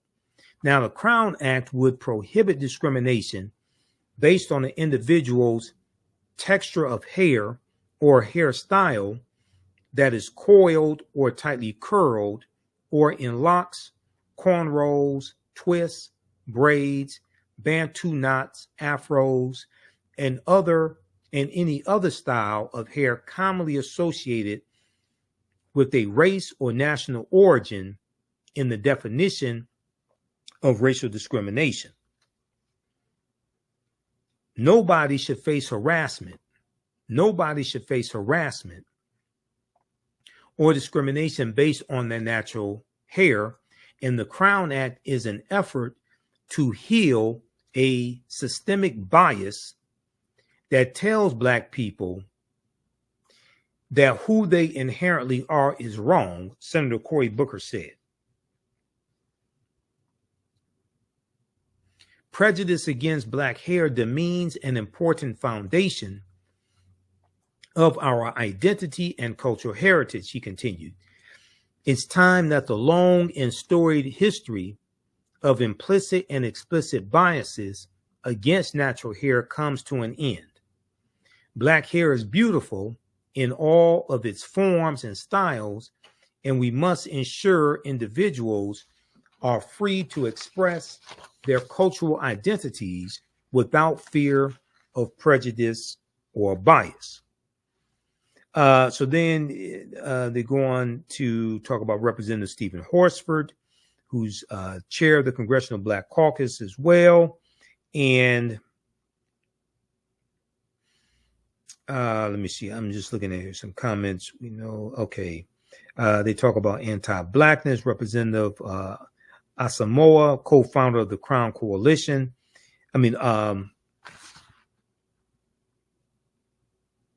Adoja B. Asamoah, co-founder of the Crown Coalition. Yeah, Representative Asamoah. Let's see. Let's look at this comment here. They talk about Daryl George, the African-American male Texas student who was suspended from school because of the length of his locks. Representative Asamoah, co-founder of the Crown Coalition said that hair discrimination is based on Eurocentric beauty standards and as such is anti-black.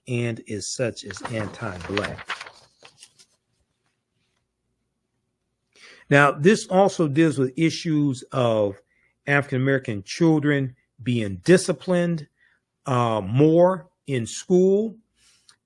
On page 3 of this article, while black students are disciplined at a rate 4 times higher than any other racial or ethnic group, research has found that 70% of all suspensions are discretionary, with many stemming from dress code violations, including unapproved hairstyles. Okay, that's what this talks about right here. Black students are disciplined at a rate 4 times higher than any other racial or ethnic group. So this deals with school discipline. This deals with economic opportunities. This is wide ranging. This Crown Act in hair discrimination is wide ranging, the negative impact that it has on African Americans. Now, the Federal Crown Act would provide research, statistics, and precedent to support that there is a need to define and prohibit hair discrimination in the workplace and in schools in order to enforce the protection of civil rights, in order to enforce the protection of civil rights. It would also provide clear definitions that describe enforcement mechanisms of the bill. Now, Representative Ayanna Pressley, Democrat from Massachusetts, emphasized that the Crown Act is also a public health act due to the health issues that African American women face from chemicals applied to their hair in order to assimilate. The Crown Act is also a public health act due to the health issues African American women face from chemicals applied to their hair in order to assimilate. But she added, it's also about sending a message to Black Americans everywhere that they belong. She said, whether you are a student in the classroom, an employee in the workplace, or the next Supreme Court justice, you belong everywhere exactly as you are. Okay, so read this piece here from thehill.com dealing with the Crown Act. Black lawmakers reintroduce bill to ban hair discrimination. This is from May 1st, 2024. CNN.com also has a piece on this as well, because I looked at numerous articles on this. I want to go to this story here from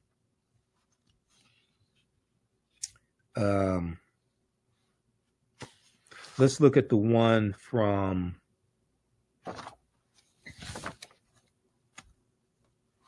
Reuters.com. We may look at the one from CNN also. There's another one from CNN.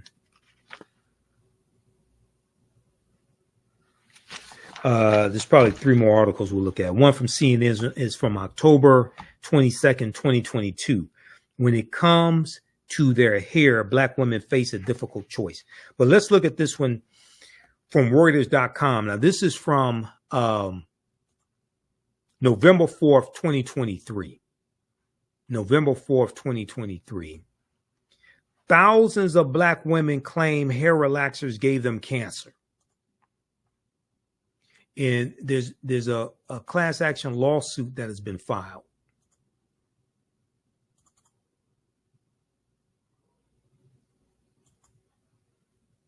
Let's pull this one up.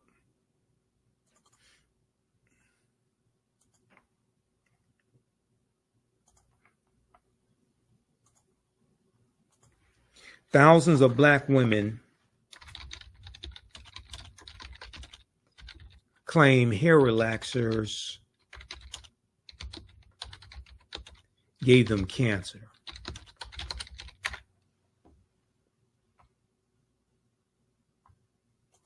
This is from Reuters.com. So they talk about Sheila Bush, who's a cosmetologist. And let me pull up this article. It says she was lounging in the recliner at her St. Louis area home last winter in 2022 when an advertisement from a law firm flashed up on her television screen, urging viewers to call a toll-free number if they or a loved one had used hair relaxers and been diagnosed with uterine cancer. Okay? Hair relaxers, had used hair relaxers and had been diagnosed with uterine cancer. And I saw here in Detroit, I saw commercials from attorneys about this also. After seeing the ad 3 times, Sheila Bush, who said she had used hair relaxers every 6 weeks for most of her life and was diagnosed with uterine cancer about a decade ago, decided to pick up the phone. And here's a picture of Sheila Bush here. The ads that Sheila Bush saw on television, as well as on her social media feeds, were part of a nationwide effort by law firms to sign up black women to file lawsuits alleging at least a dozen cosmetic companies,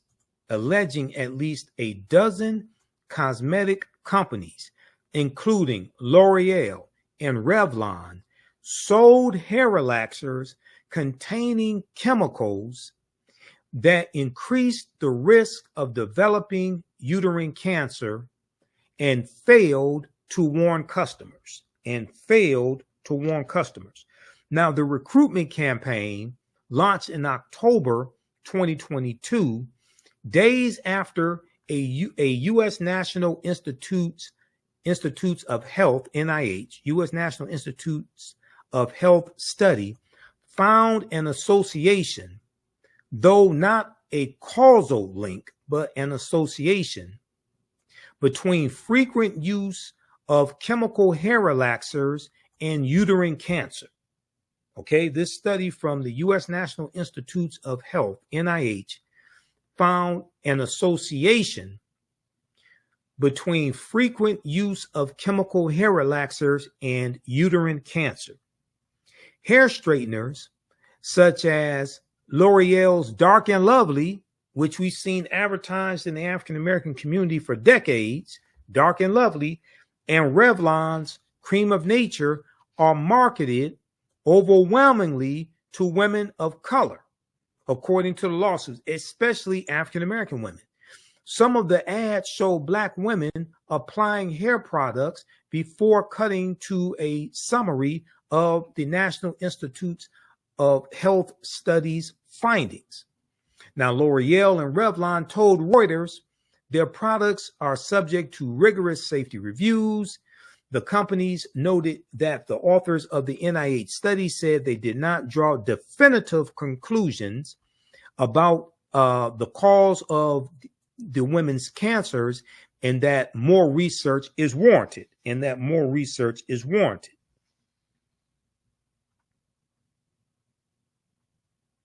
Okay, so they have the statement here. We do not believe the science supports a link between chemical hair straighteners or relaxers and cancer, Revlon said. L'Oreal added that it is committed to offering the best products, quote, for all skin and hair types, all genders, blah, blah, blah, etc. Now, let me look at my notes here just a second. Now, the cases face hurdles in addition to potential limitations of the MIH study. But the cases face hurdles. In addition to the potential limitations of the NIH study, plaintiffs are suing multiple companies, and if women lack receipts, they may struggle to provide evidence that they used specific products. Attorney Benjamin Crump, who represented the family of George Floyd, and another lawyer, Deandra Fu DeBrose Zimmerman, filed the first hair relaxer lawsuit on behalf of a Missouri woman named Jenny Mitchell shortly after the NIH study was published. Since then, more than 7,000 similar lawsuits have been filed by many plaintiffs' lawyers. More than 7,000 similar lawsuits have been filed. The cases have been consolidated in a Chicago federal court as part of a multi-district litigation proceeding, a procedure designed to more efficiently manage lawsuits filed in multiple jurisdictions. Even though the legal claims asserted in the lawsuits don't allege racial discrimination, attorney Benjamin Crump says the cases should be viewed as essentially civil rights issues, For Black women, quote, it's projected on them that they have to live up to some kind of European standard of beauty. Attorney Benjamin Crump, who represents plaintiffs in high-profile racial discrimination cases and is a regular on cable news, said in an interview. Now, Sheila Bush is now 69 years old. She told Reuters about being mocked by white children in the schoolyard of her St. Louis school for her quote-unquote cotton hair, a common derogatory term used for Black hair texture.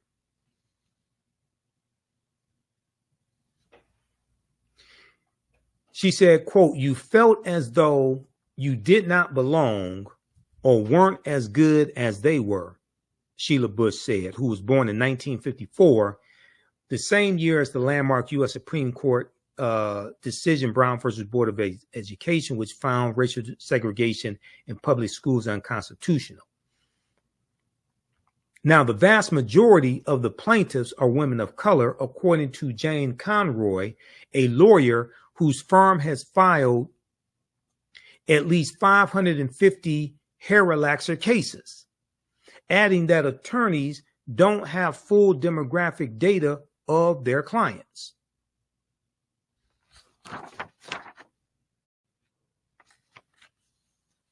Now, the cases come at a time when Black people are increasingly embracing natural hairstyles. At least 23 states have passed legislation aimed at protecting people from hair discrimination in the workplace and public schools. The U.S. House of Representatives passed similar legislation in 2022 that stalled in the Senate. That was the Crown Act. Women are taking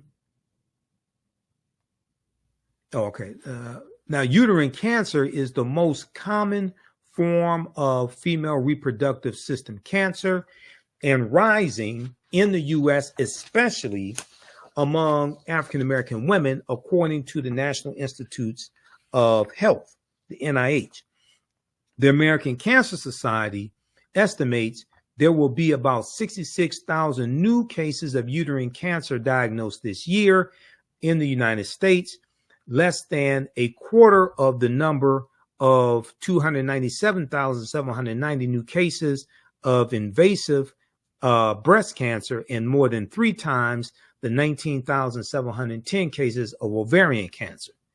The NIH study of more than 33,000 women found that those who reported using hair straightener products more than 4 times in the previous year were more than twice as likely to develop uterine cancer as those who did not. Let me repeat this. the NIH study of more than 33,000 women found that those who reported using hair straightening products more than 4 times in the previous year were more than twice as likely to develop uterine cancer as those who did not. A total of 378 women in the study developed uterine cancer. Black women used the products more frequently than others, the study found. African American women used the products more frequently than any other group of women the study found.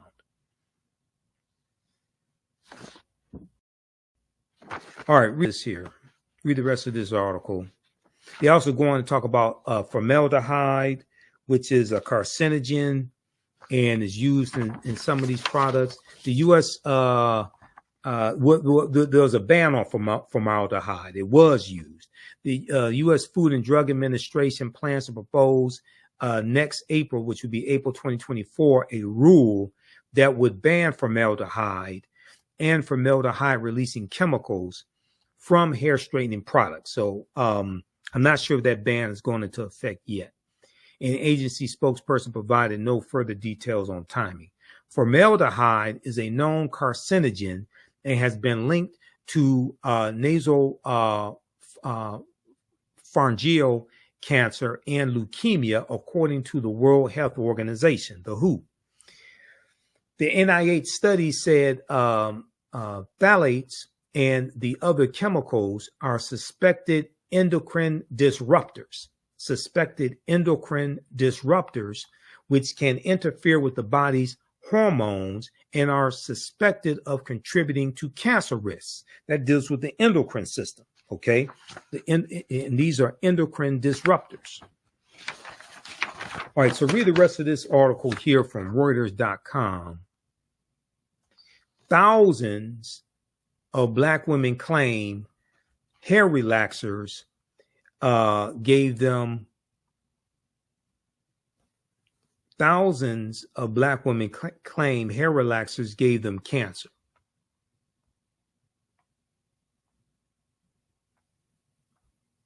Okay, so check out that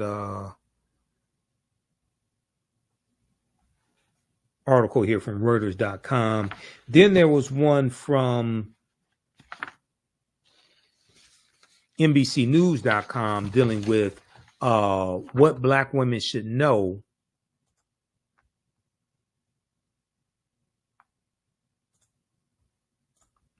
about hair relaxers and their health. Okay, let's look at this quickly here. So I went through and read all these articles, but I don't have time to get through all the information here.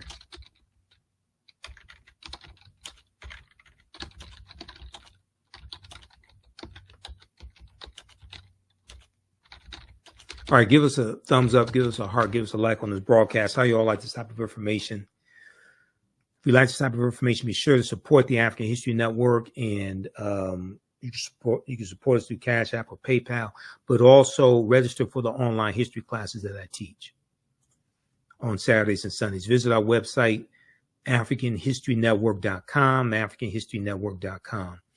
What Black women should know about hair relaxers and their health. This is from October 18th, 2023, from NBCnews.com by Claretta Bellamy. Doctors explain why relaxers can be so harmful and what can people do if they think their hair straightening regimen has contributed to poor health. So they talk about another study here. I think they talk about 2 studies. And they talk about research from Boston University.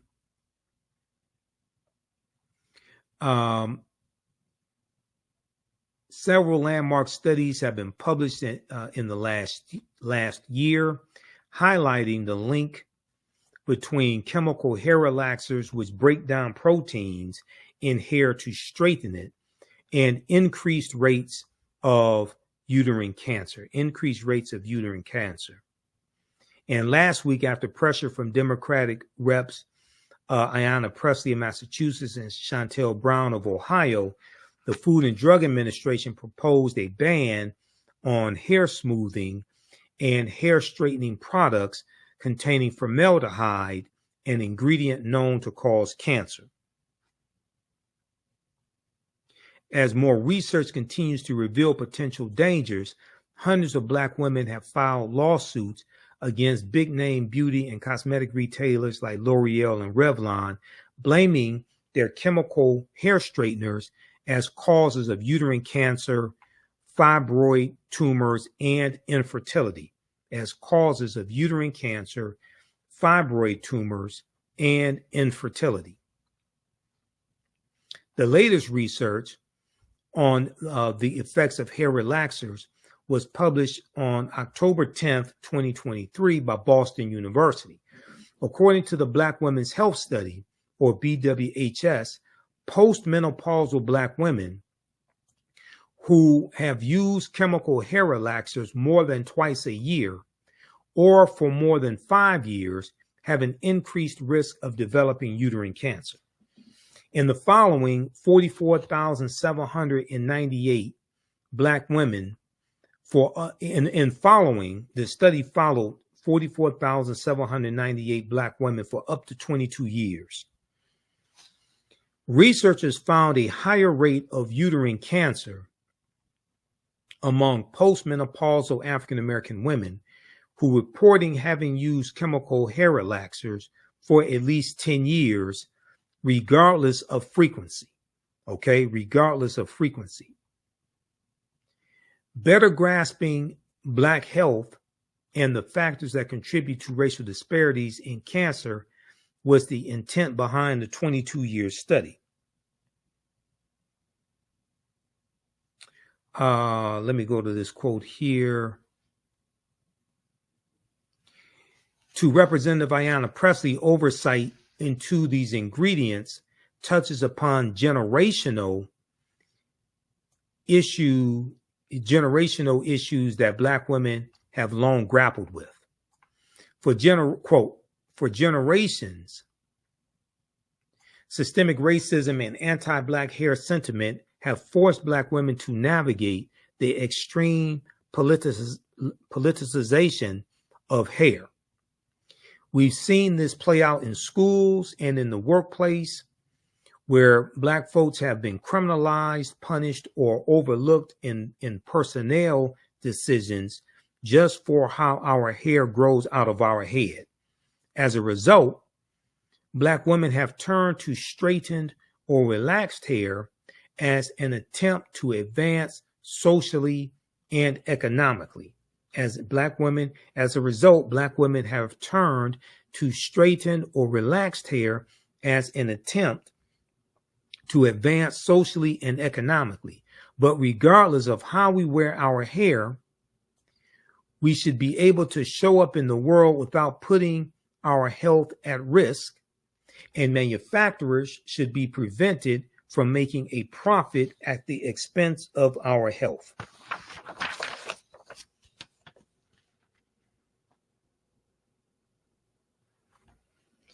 Okay, so it goes on to talk about what has the research said about chemical hair relaxers and women's health so far. Several studies have found that chemical hair straighteners have harmful effects on the body. They talk about the study from the National Institutes of Health. And then they go on, let's see. Why are hair relaxers so harmful? Why are hair relaxers so harmful? Chemical hair relaxers can contain endocrine disrupting chemicals. Here we are again talking about the endocrine system.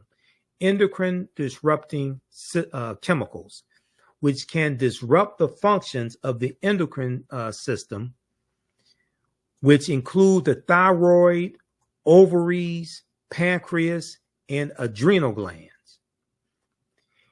They can also affect hormonal levels. These chemicals include phthalates and parabens, which can be found in hair relaxers. People can be exposed to them by absorption through the skin or inhaling them in the air. Absorption through the skin or inhaling them in the air.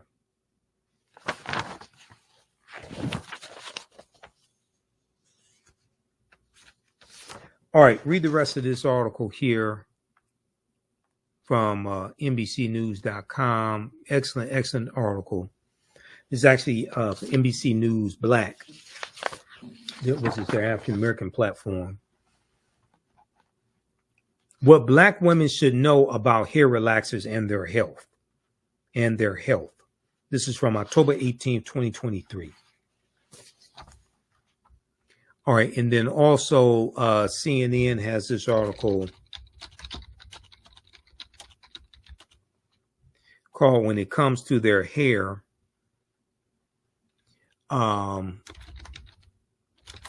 Black Women Face a Difficult Choice."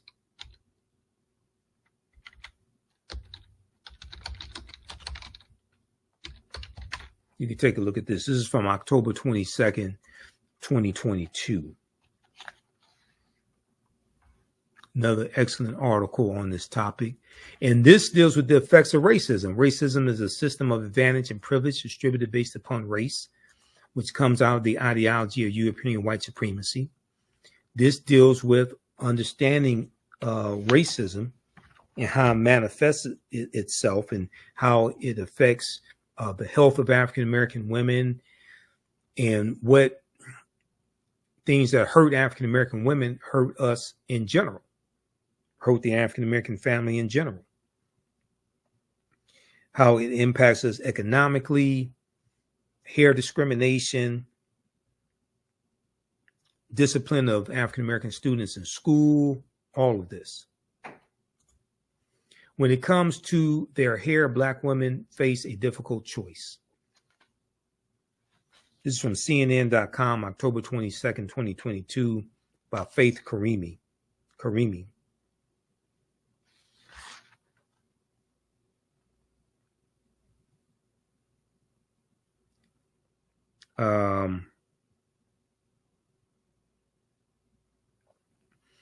Page 2 of this article, the findings follow a similar, let's see, so they talk about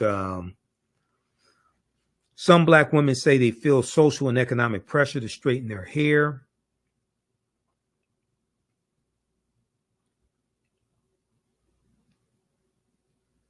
Some Black women say they feel social and economic pressure to straighten their hair.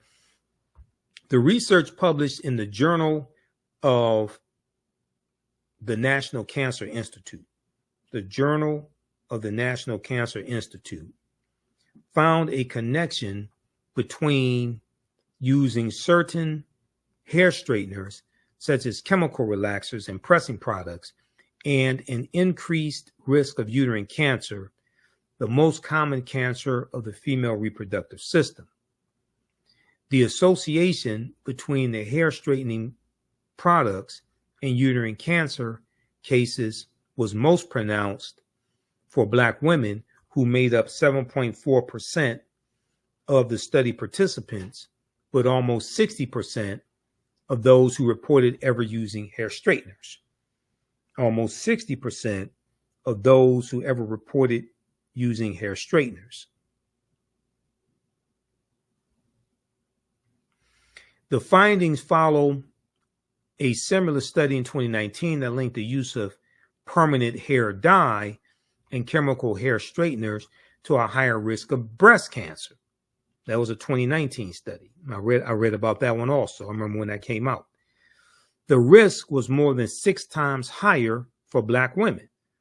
So this 2019 study linked the usage of permanent hair dye and chemical hair straighteners to a higher risk of breast cancer.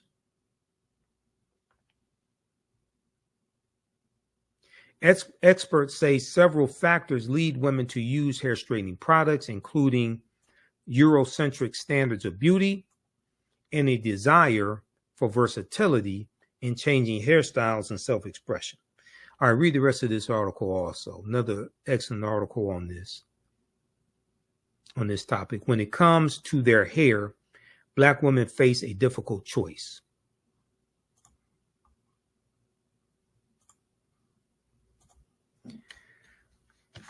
All right, look, we're going to get out of here. Hey, if you'd like this type of information, support the African History Network, $ the TheAHNShow through Cash App.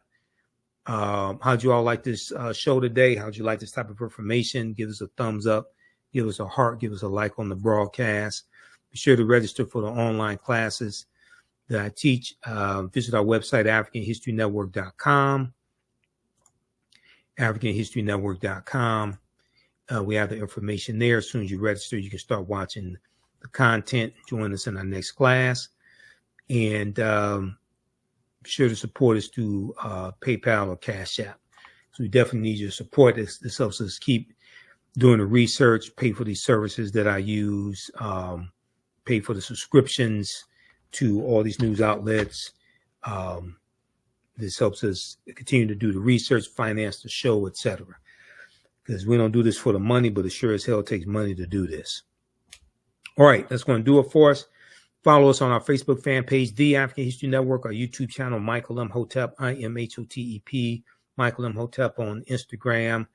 And we have our social media platforms, our handles at the top of our website. Remember, right now is corrects wrong behavior. It's not over till we win. Wakanda forever. We'll talk to you next time. Peace.